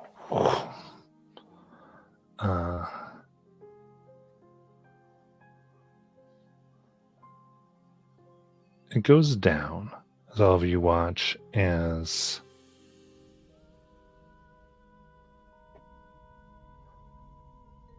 the door now is open.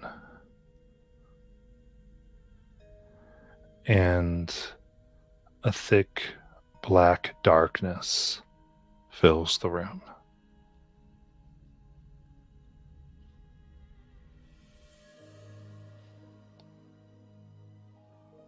Jackson, it is your turn. I can't see shit. This is magical. Okay. I'm gonna take the dodge action until someone else magical can fix it.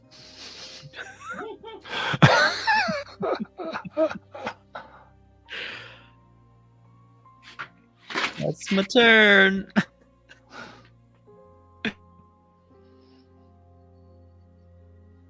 Okay, so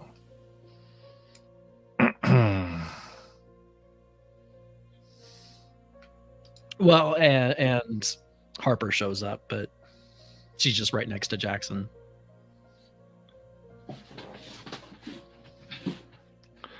okay. Now, is anyone able to see through this magical darkness? Let me double check. Don't everyone type up at once. Does your cloak work for that? That's what Your I'm. cape. Oh, because we talked about the eye cloak. You couldn't wear that here in the very nice district, right? We had said that. No, we. But I just reattuned and donned the armor. With Right, the, right. Because you did the thing there. That's right. Yeah. I remember that now. You can see invisible creatures as well as into the ethereal plane out of 120, but I only have dark vision up to 120, so not through magical darkness. Okay, so not true sight. Okay. Nope. Right. Cool. In that case,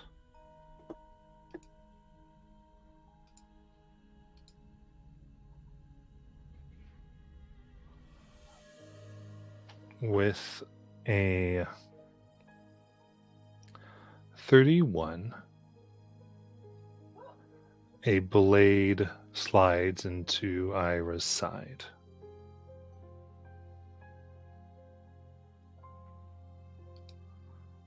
I need a con save, please, Ira.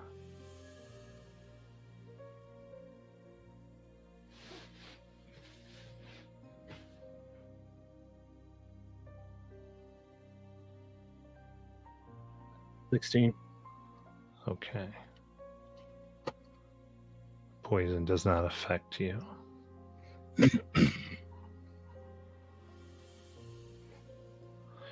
However, that will be 45 slashing damage. Holy fuck!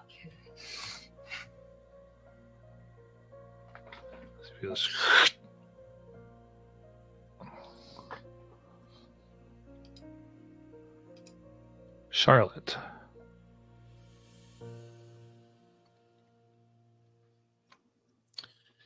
Does blind sight see through it?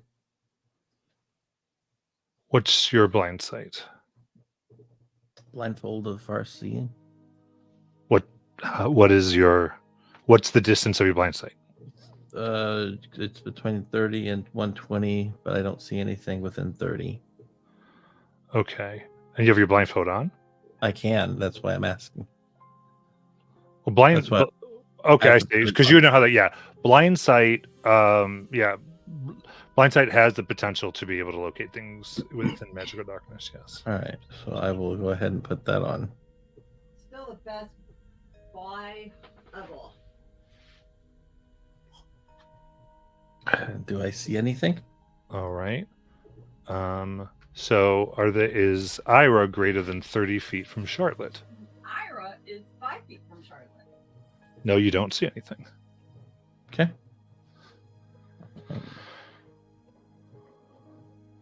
Then I will use my turn. I don't know what I'm thinking. That was so dumb. I'm just going to become a bat. So now I can see blind sight within 60 feet of myself. All right. Bat is a bonus action. It is a action. And was the blindfold an action? No. Okay. So blindfold's a free action to put on? Yeah.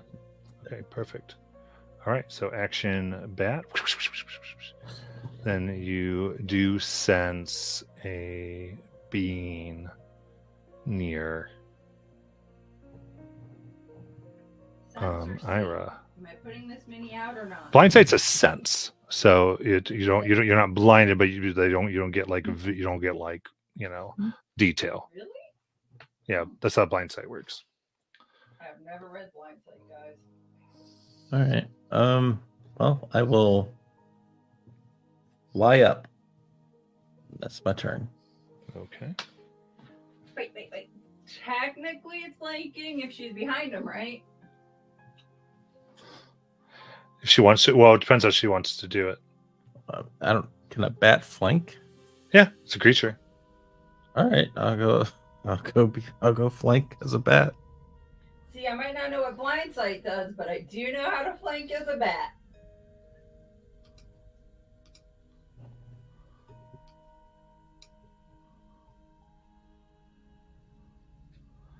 Okay. That is a 26 slicing into Ira.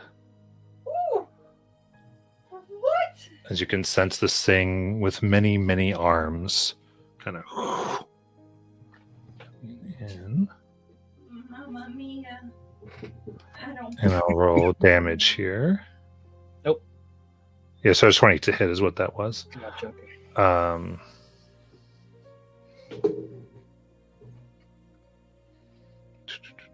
This.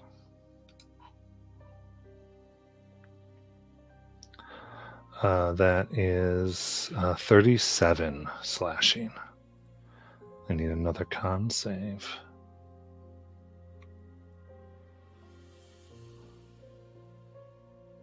+5 for being close to Charlotte. Yes. Okay.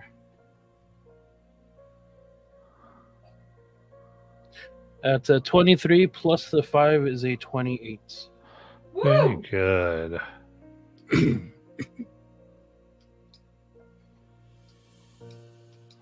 Ira.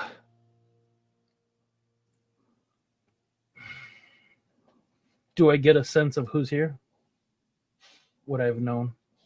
I mean, you're definitely feeling something cutting into you behind you. Somebody stabbed. I mean, you know someone's just going to town and you're back. Okay. Gotcha. I would like to just kind of scream out, "Hey, Brazen Edge!" Yes. All right. I would like to rage. Where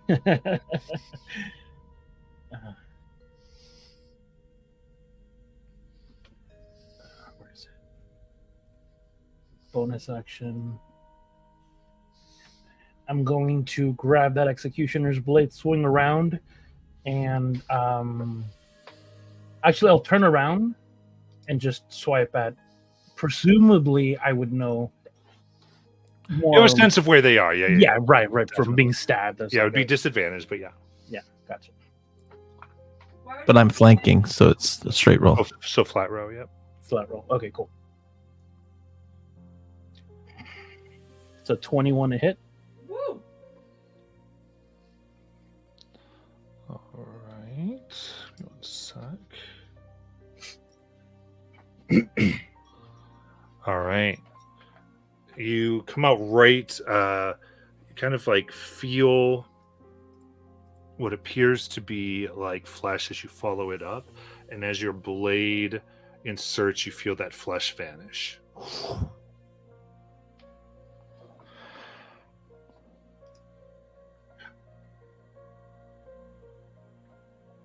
Okay. So I basically I missed essentially what you're saying. You felt like you were going to hit, and then it wasn't there. Gotcha. In other words, the bitch is a coward. Okay.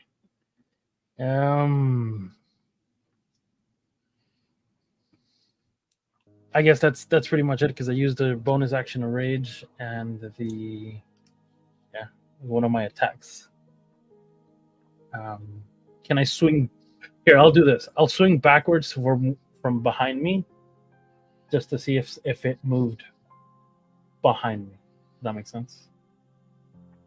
Like Okay, so you're just trying to see if it's still generally if there. it's still still in my Cool. So you kind of swing, and yeah, you're not going to find. You're not like hitting it. Yeah.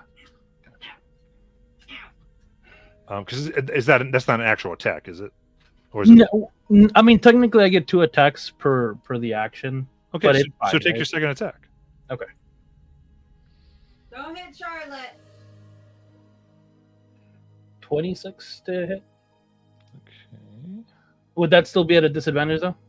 It would be flat because of Charlotte. Okay. It's because you still get there, and again, you're like, I have it, and it is as if like you feel it connect, and then there's like a mist.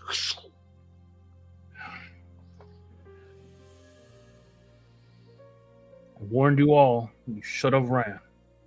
That's the end of my turn. That's all I could do.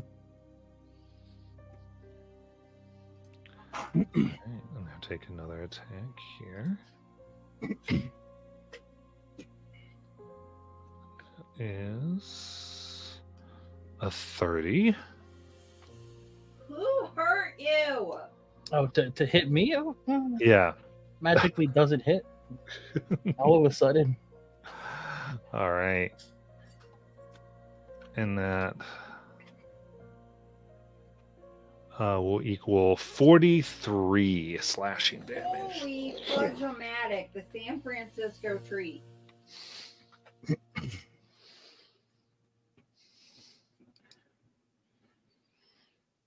Ira's gonna fall to his knees. It was 21 damage, right?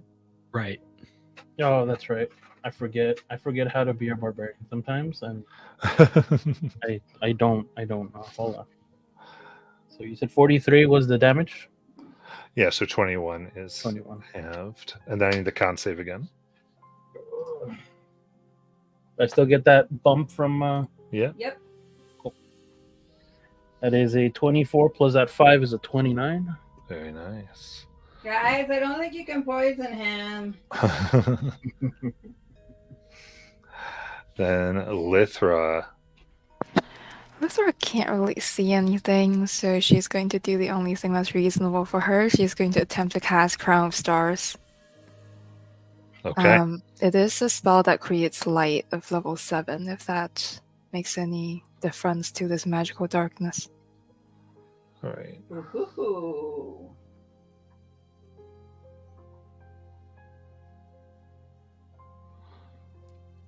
Okay, so it would the magical light, and what's the radius on it? Let me double check. It is a bright light of 30 feet and then dim light for another 30. Okay. So there you see then slashing upon Mordis. Oh, Mortis? Not Mortis, Ira, I'm sorry. Slashing upon Ira is a female figure seemingly wielding many, many blades. Wispy, dark, sometimes there, sometimes not. Get her to focus because she's so One that Mortis and Jackson have met before. As you see Juriel the Catogeist. Did you miss her? Slicing in. Oh, you look cool. Can we be friends? And like, is Luna in her cell, but the door is open? Is that Door is open. But she's still unconscious. Correct. This moment. Oh. Lythra is going to. She has discerned which line is draining the force from the cell to prevent magic being cast in there. Is it possible to use one of her modes from Crown of Stars to hit that line specifically? Try to, at least? Yeah, you can definitely try to do that. Okay, let me see if it hits. It's a 27 to hit. That will hit. Okay, so that is 29 radiant onto that line specifically. Okay. Uh-oh. The line breaks. And you see a small light go on in Luna, as well as a much brighter light in the nearby golem. Oh, sorry. She'll fly up like 30 feet or something, like to be closer to the ceiling. All right.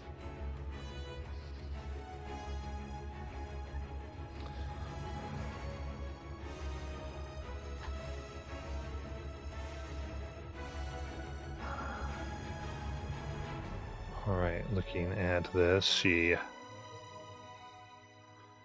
Juriel says, all of you have nothing against you. There's just a contract on this one I need to take care of.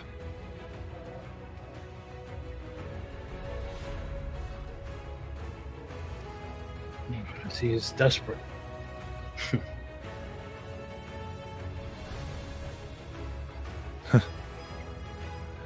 Not desperate, it's business. Plus, these are supposed to help me later. And they're going to go ahead and with that, they will go ahead with a bit of a smile and sink into the floor.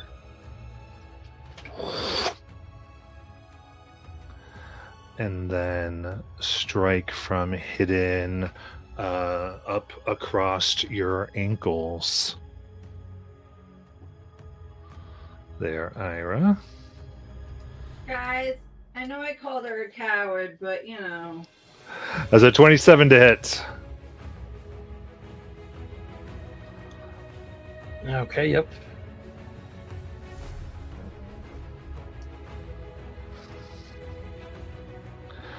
So that is 48 halved to 24 for the raging.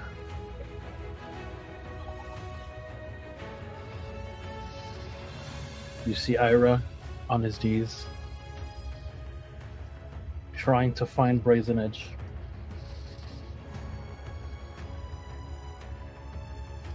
Okay. So take her a little bit of force damage. Mortis.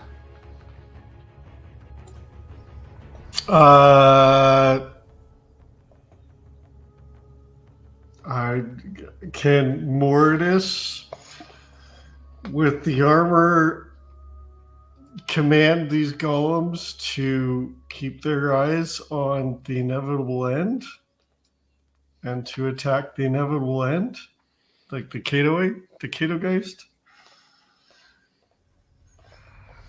So the problem here is that they are in the floor. If you would like to hold an action to try to strike at them, you can. no, for the guards to do it, he's asking. Okay, you're trying to control the golems. Okay. Yeah. Ow! The Mortis doesn't do any good hitting anything right now. Yeah. So you are unable to direct them, unfortunately. Okay. You do know that they cannot hit you specifically unless you specifically would do a damage. They will automatically avoid you.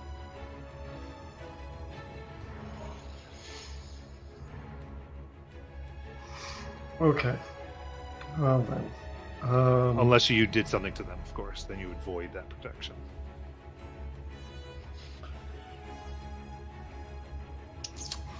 Well, in that case, the thing Mortis can do is go get Luna. So he'll walk into the cell and pick up Luna. And that's probably all I can do because his speed is slower than crap with this armor on. Yeah, because it's heavy. Yeah, it's the natural. Pick them up. Good. And he will go ahead and... Oh, healing probably doesn't work on them, so he won't... Wait, does he have mending? He does have mending. But it takes a minute to cast. Never mind. Okay.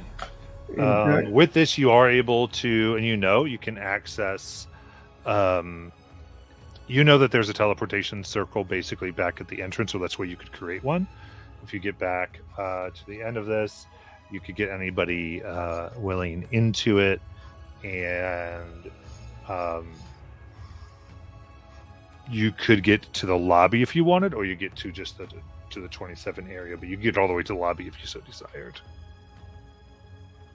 With it, it would be an action to activate the circle. And how far away is it? From where you are, it would be about 60 feet. Okay. Well, that'll only take me 6 turns. Can I bonus action? Well, let's. Too far to do anything. Can I use an action to use Bless, and I will cast Bless on. We'll do 2nd level Bless. On Charlotte, Lythra, Brazen Edge, and Ira. Sorry, Ira's down. Oh, is Ira down? Okay, then Ira's he'll down, do it on sorry. Jackson. Ira got stabbed through his toe and got down. Okay. Very good. Ira lying on the ground. You see a blade, partially there, partially not, kind of come up right through their stomach, and then down for 2 death fails.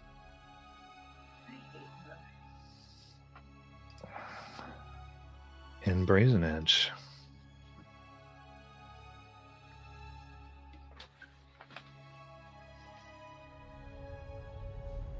How far away is Ira?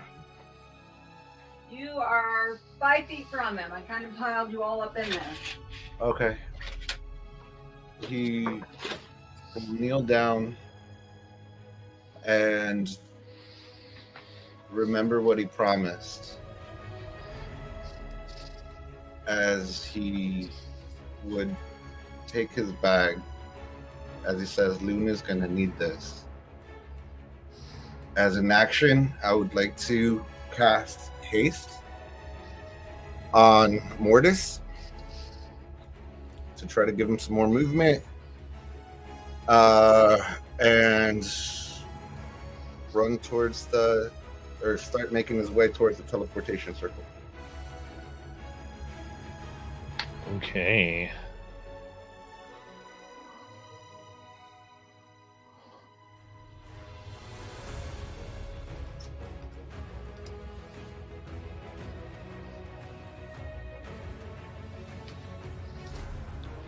Then, with a 29 to hit, blade comes through Ira's throat, and that would be 3, technically 4 failed death saves. That's Jackson.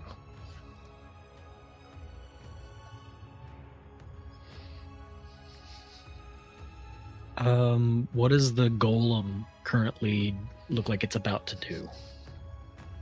Does it look like it's coming at us or at Luna? Right now, it's powered up. Okay, it hasn't. I was just beginning of the round. Okay, so beginning of the round,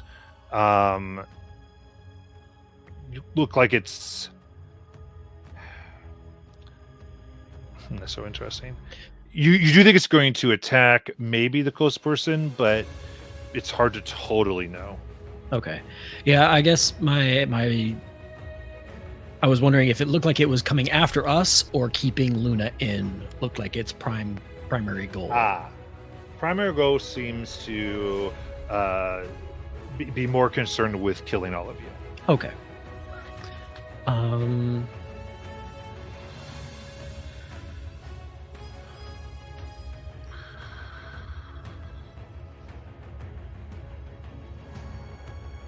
Then I would like to okay, Harper is going to run over to the golem and she's going to run up the wall but over the golem's head. So if the golem tries to move from that spot, it provokes an op attack from her. The golem is currently active, whichever one that is. Just broke the whole jail. Oh no! No, back, everyone go!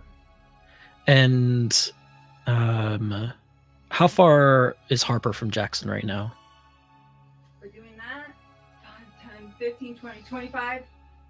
Okay, then I'm just gonna move 5 feet towards the portal. Damn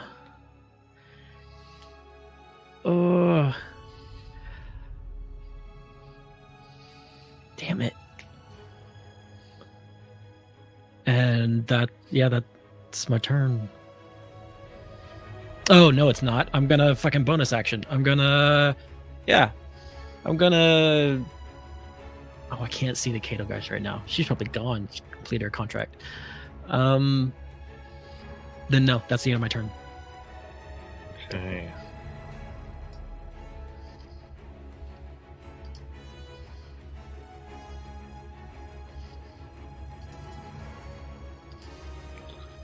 Then, sort of quick. Okay. You see Ira's body kind of like pulse as this blade kind of cuts out and rips a hole in the chest and pulls the heart down into the ground. Next session, group Charlotte. therapy. This was a new suit, man.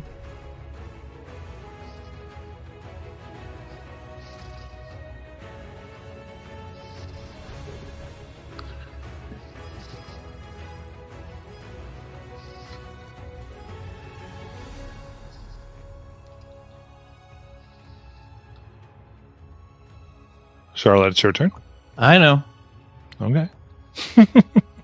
I'm just trying to wrap my head over what's going on.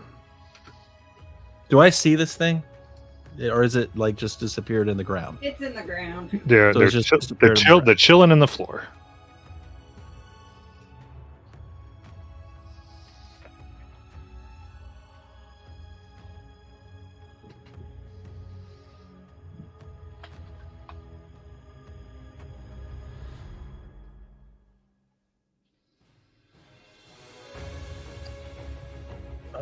How much weight do I think the floor has to break it?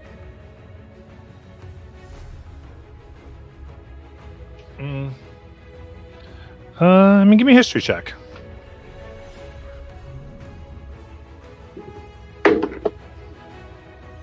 Uh, 16.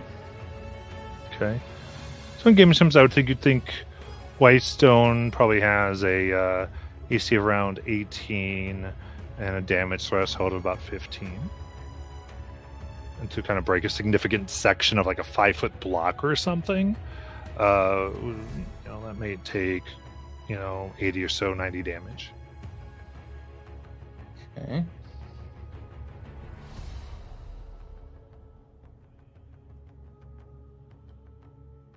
Okay. So I would have dropped concentration so I can cast the spell.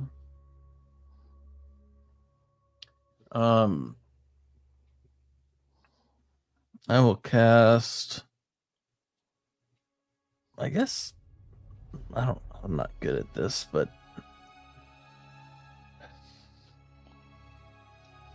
well, I guess I'll become a T-Rex. Well, go get a T-Rex. Just hold on, art department. What? I gotta see something. Oh my gosh, I want to go That's get 5th level spell? Yep. All right. There's a flash from the golem, but you may turn into a T-Rex. Be back.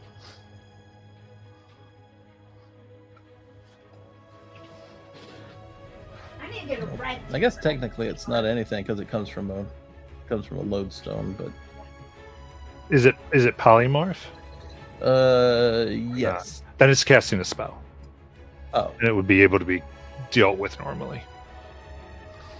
okay. Well, in that case, when I became a bat, technically, I think that is a polymorph. All right. So, all right, and I will. I'm going with Charlotte's red and black theme. She gets the Hell Dino. Yeah, I'm gonna. I guess what I want to try to do first is to scoop up Ira. Okay. Yeah, pretty much pick up an Alan about it, picking up in your mouth. All right. No, with the tiny little arms. Is that an action or is that a? Or no, Or because is use that- your action to cast polymorph. So Oh, I that's would just right, say, that's right. free action. I'm letting you get their body in the T-Rex mouth. All right, cool. Ezra? Yeah, Ira. That is her whatever. And that's all for now. Okay. What's your speed? I don't know if did Charlotte move after that or not. Oh, No, not if the thing's under her. Okay. All right. I mean, Then, so they've been doing something every moment here, and in this moment, nothing happens from the Catergeist. However,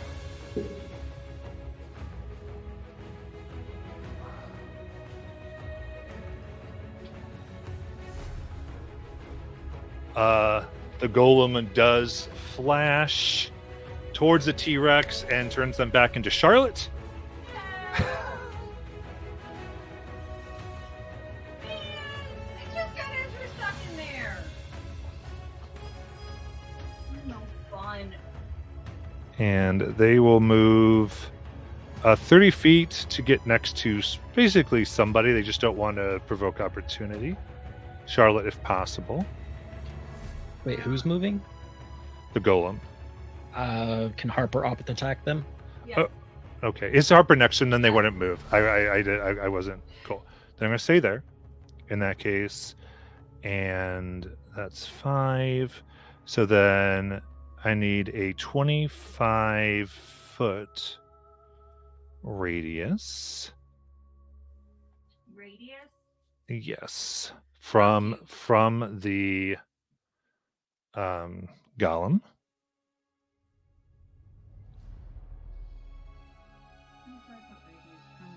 You know what? 30. You know what? I'm gonna go. The only person that'd be safe is Brazen Edge. Okay. So then, if I'm a Brazen Age, I will. Mortis is in that. Would it still do it? It wouldn't affect Mortis. Oh. And then I do need a. Sorry, dexterity saving throw.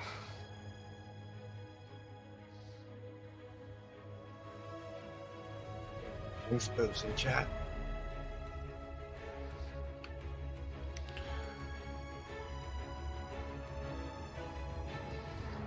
Also bless.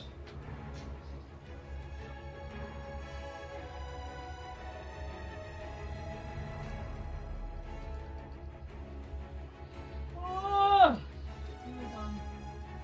Was it 18 for Jackson?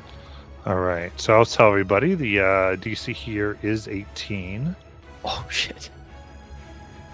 So those of you who save and succeed, you will take 24 force damage. Farriers will take 48 force damage. As it, you see, like, so there's this golem goes through. It seems like it's sucked in the magic that Charlotte was using, and then it expels that energy out. And so it did have to do with the level of spell that it took away. And who failed? If anyone. Mortis is immune, correct? Yes. All right, sounds like no one took the full damage then. So they don't get the other effect.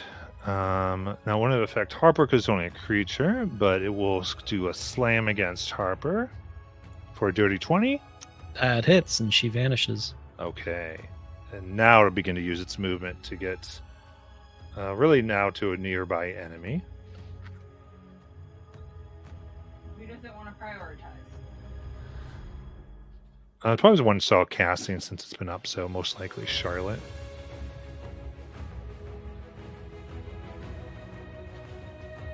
Asking because height-wise, I think you can still hit that throw. All right. That's only a 19 to hit Charlotte. That hits. All right. That is 18 bludgeoning and 30 force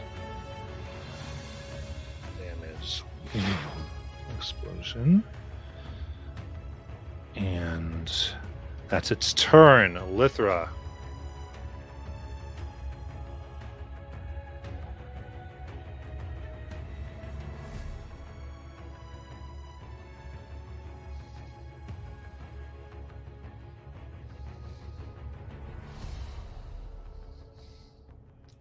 Oh, sorry, didn't realize I was muted. Oh, so my question was like, how far away is teleportation circle that people have been trying to get to? So when Mortis started, it was about 60 feet away. I don't think Mortis has had a chance to move. Yeah, so from you, it's about 60, 70, because you're about 10 feet. So she is going to move in that direction. Her movement 30 feet. Okay. 30 feet. And she is going to cast. What is it?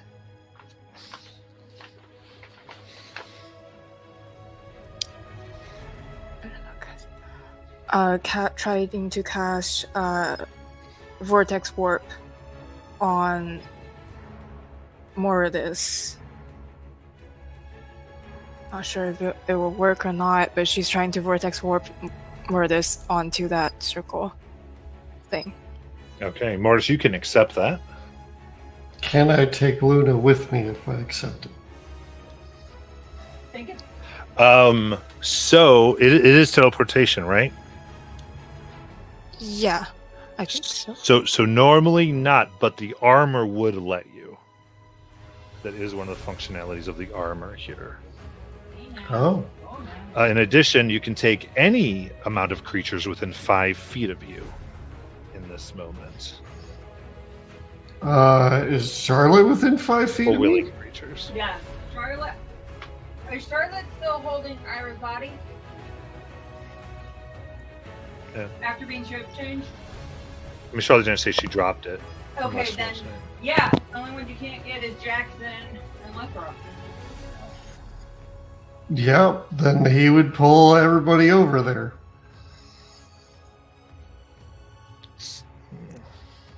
And bonus action, Lithor is going to quicken spell and target Jackson and move him over there if he should he accept. So, unfortunately, Mhm. Charlotte would have to leave the corpse behind. Not going to happen. Okay, because the corpse is an object. So you're not going? No, because of her backstory, she wouldn't do it. Sorry. Okay.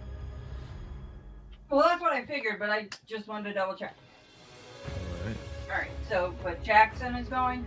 Yep. I'm assuming Jackson, yeah. So it's Yeah. not accepting you have to say something for her to Yeah. release. Yeah, Jackson. Alright. Anything else, Lithra? Nope, that's her turn. Okay. Mortis.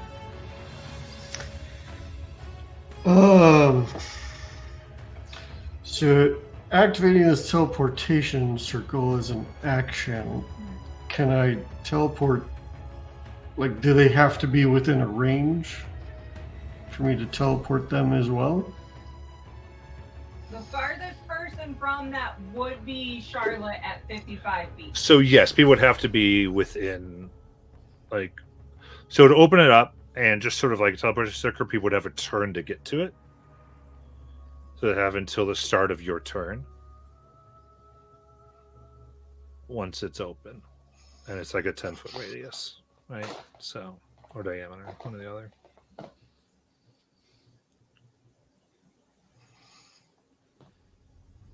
Really wish I was paying attention to initiative, so I knew where Charlotte was in the initiative. Charlotte goes second, and I'll Second, okay. I'll get this going for you. As a reference. And she's 55 feet away, and she's trying to carry stuff. So she probably can't make it this round.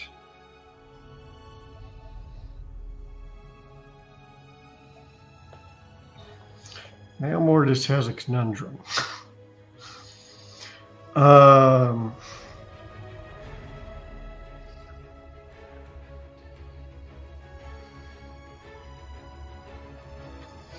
She's 55 feet away, so None of those are particularly helpful.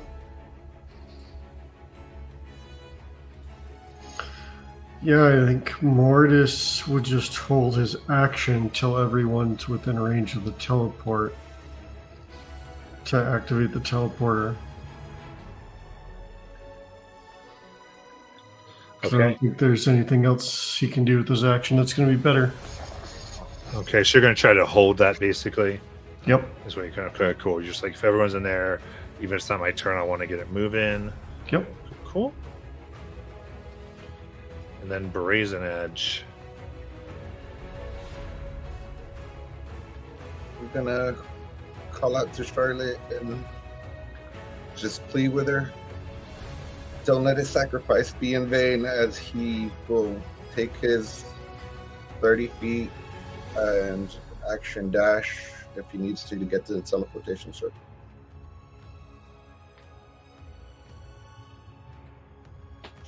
Okay. What did you do with Charlotte, you said? Just plead with her. Just Let's ask. go. Yeah.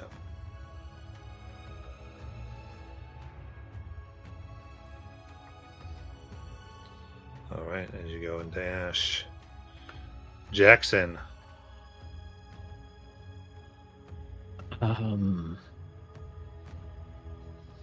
How? Shit. She's 55 from the teleporter.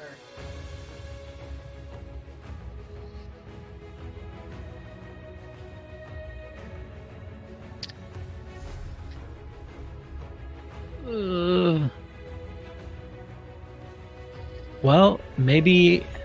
Damn it. All right. Oh, they're right there. Yeah. Oh shit.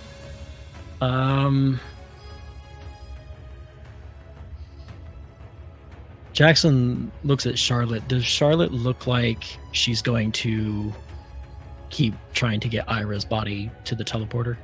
Absolutely. Oh, sorry. Charlotte, you can answer that, yeah. I mean, I think I don't know if you would be able to tell or not, but you've definitely seen her trying. Okay. Then yeah, Jackson is going to come back. He's going to move 30 feet. Harper is going to appear another 15 feet in front of that, and then Harper is going to close the distance to this golem and lay into it. Oh, okay. Let's Okay. do this the right way. Where's Harper? Okay. All right. And she has 30 feet of movement. Yeah, she's only 55. You came 30, then you threw her 15. That means she Yeah. has 10 feet to get to the golem.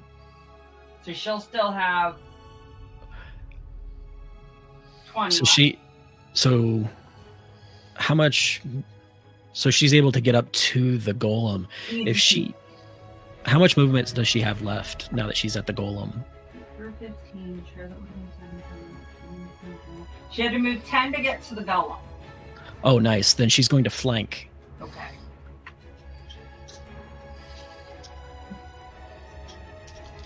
And an advantage. That is not great. She is using Renegade, and so that's a 16 to hit. That will bounce off. Sparks. Yeah, she's gonna try again. That is cocked. Wow, that's terrible. Again, that's another 16. No, just hitting Come on. against the metal. Garbage at advantage. That's Harper much can't play hero every day. better. That's a 30 to hit. There we go. All right. And that is.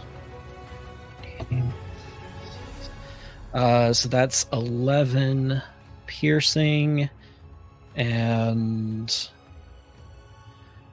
yeah, she is going to use an Unleashed Incarnation. That's a nat 20. Nice. What was the damage from this last strike? The first one was 11 piercing magical. Thank you. Cool. That's And a nat 20. nat 20. And because I have the piercer feat, it's an additional D8. Ooh. That's 3 8s. Oh shit.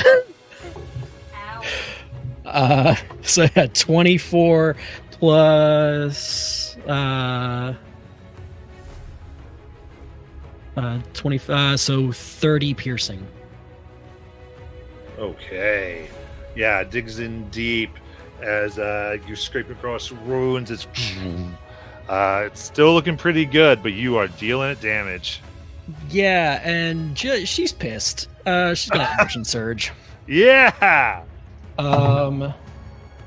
That is a 29 to hit, and that is 12 magical piercing. Next is a 23 to hit. Does that hit? Okay. That I'm going to use the piercer feat to reroll the damage. Much better. That's 13 magical piercing. Third attack is a 24 to hit. That hits. And that's 10 magical piercing. And she's going to unleash a second incarnation. And that is nat 20. Oh, yeah. And Go Knights. that is 16 magical piercing. All right. And then it's my turn. Charlotte.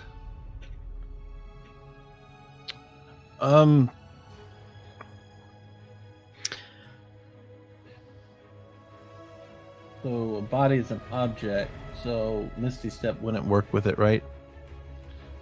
I mean, if it says a creature, then no, because it's an object. It just says teleport 30 feet to an unoccupied space you can see. Doesn't say anything about it. Yeah, it doesn't say anything. So it doesn't. Yeah. So I mean, so you wouldn't be able to take a creature with you, normally. So, with Charlotte's, because you have enough strength to technically carry them, right? I assume so. Yeah, I've got a +5 strength. Okay, so you kind of have them, and so I think at this moment because so last time they were falling out of your mouth, right? You're like, oh crap! You're like, okay, look at this. So now on this turn, you're able to put them back, get them really good, and I would say they are now considered carried equipment. Okay, I'm carrying them like a cat in my mouth. We appreciate Charlotte to do that. I'm gonna try so you to. Misty Step. Go ahead. Yeah, that's what I'm gonna do. I'm gonna Misty Step 30. with the body. That puts you 15 to the teleporter. All right, so I just walked up to the teleporter, Okay. which is 15 feet, which is half movement of 30. All right. Yeah, but I think Jackson's not in it now, correct? Jackson and Lithra aren't in it yet. Yeah. Okay. Cool. So Right. not everyone's in it. And I take that opportunity to look at Brazen and I say, he wasn't dead when you ran away.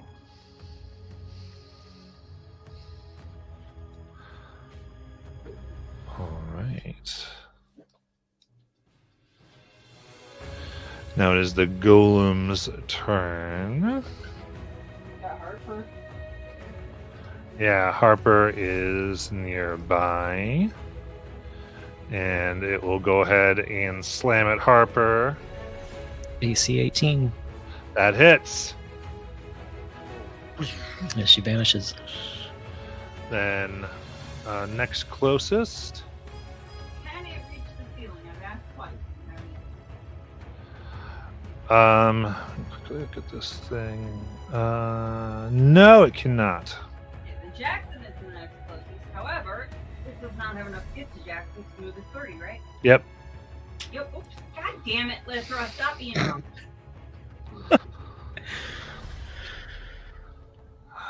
Perfect. Okay, so I can't do anything there. You'll look up at Lithra's spell because you have the Oh no. Yep. right. You have that around your head. What level is it? 7th. Okay, let's see if it can take care of this. This is gonna Oh, it can't absorb it. Oh, Or it was too low. Robbie.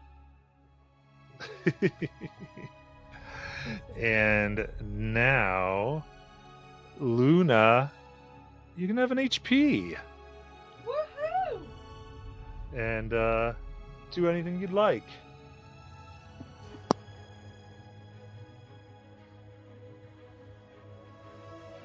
Real confused by these weirdo. You're all worried for Ira. I'm already fucking over it.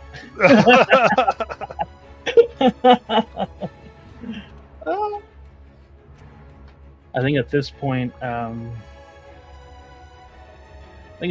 she would wake up and she'd kind of look at everybody, kind of startled and mostly asking, what's everybody doing? What's going on, basically. I don't have much in the way that I think I can do.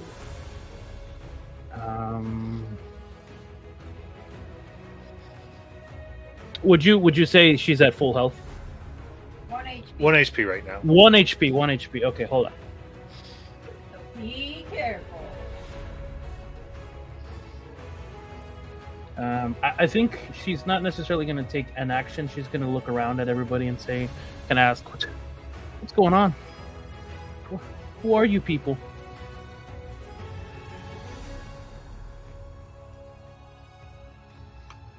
All right. Does anyone wish to answer?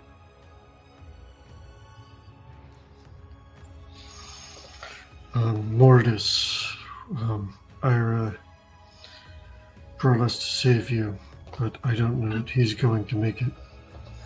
Wait, what do you mean? Where is he?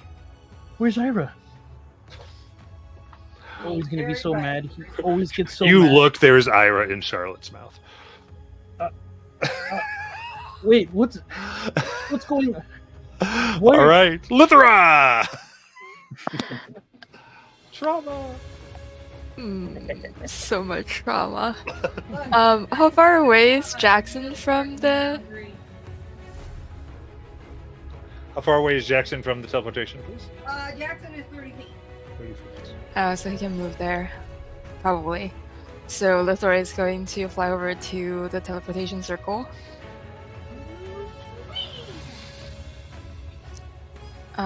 And let's attack the golem, because why not? She'll bonus action use one of the modes to attack the golem. Yeah, that's for trying to take my spell away. 23 to hit. 23 hits. So that is... That's 642 radiant. Nice. And she still has her action. All right. It is sparking. So it's bloody. So being very mad, she is going to try to disintegrate the golem. So that's a Dex 21 save. They can't make it. So additional 70 force. 70 does not exceed its HP, but it has a huge hole in it now. Okay, that is her turn. Got it. Go Mortis. Yeah, Mortis is going to call Jackson. Jackson, get your butt moving. And he's going to activate the portal to go to the lobby where we met that attendant. Okay. You access.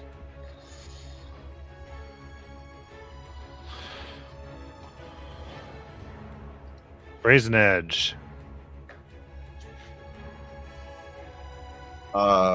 He will just do a dodge action, and that'll be his turn. You're not gonna go through the portal. Oh, I thought we were on the circle. Yeah, you're Oh, within no. the circle. So, like, this is all happening kind of quick. So that's all good. You're just dodging in case as this portal's firing up. All good. And Jackson.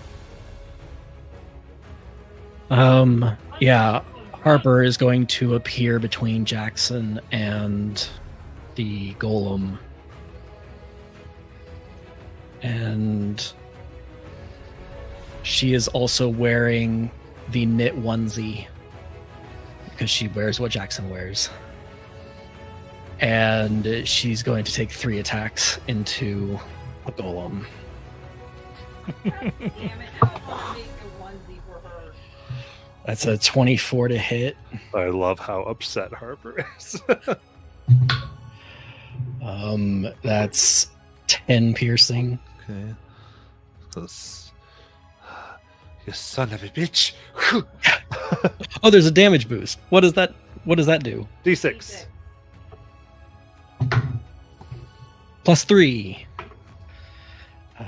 She attacks again for 21 to hit. That hits. For 8 piercing. All right. Or sorry, reroll for the feet. Yeah. Much better. 13 piercing. 13. She tries to sever some cables. She goes, I will find your core. She gets in Third there. attack. That's a 26 to hit. Yeah. That is a 14 piercing. Okay, and finally, there's a crack as it disassembles itself. Because that's right. And a nearby golem powers up. Time to go. And Jackson runs over the 30 feet to the portal. And Harper spends her last Unleash Incarnation to run over to that golem and jump up and try to drive the blade into its chest. For a dirty 20. Yeah. For 14 piercing. And she vanishes because she's beyond the reach. She's beyond the 30 feet of Jackson. Nice. She's taking no crap. I love it. So, technically, all of this, you're in, everyone's in the portal.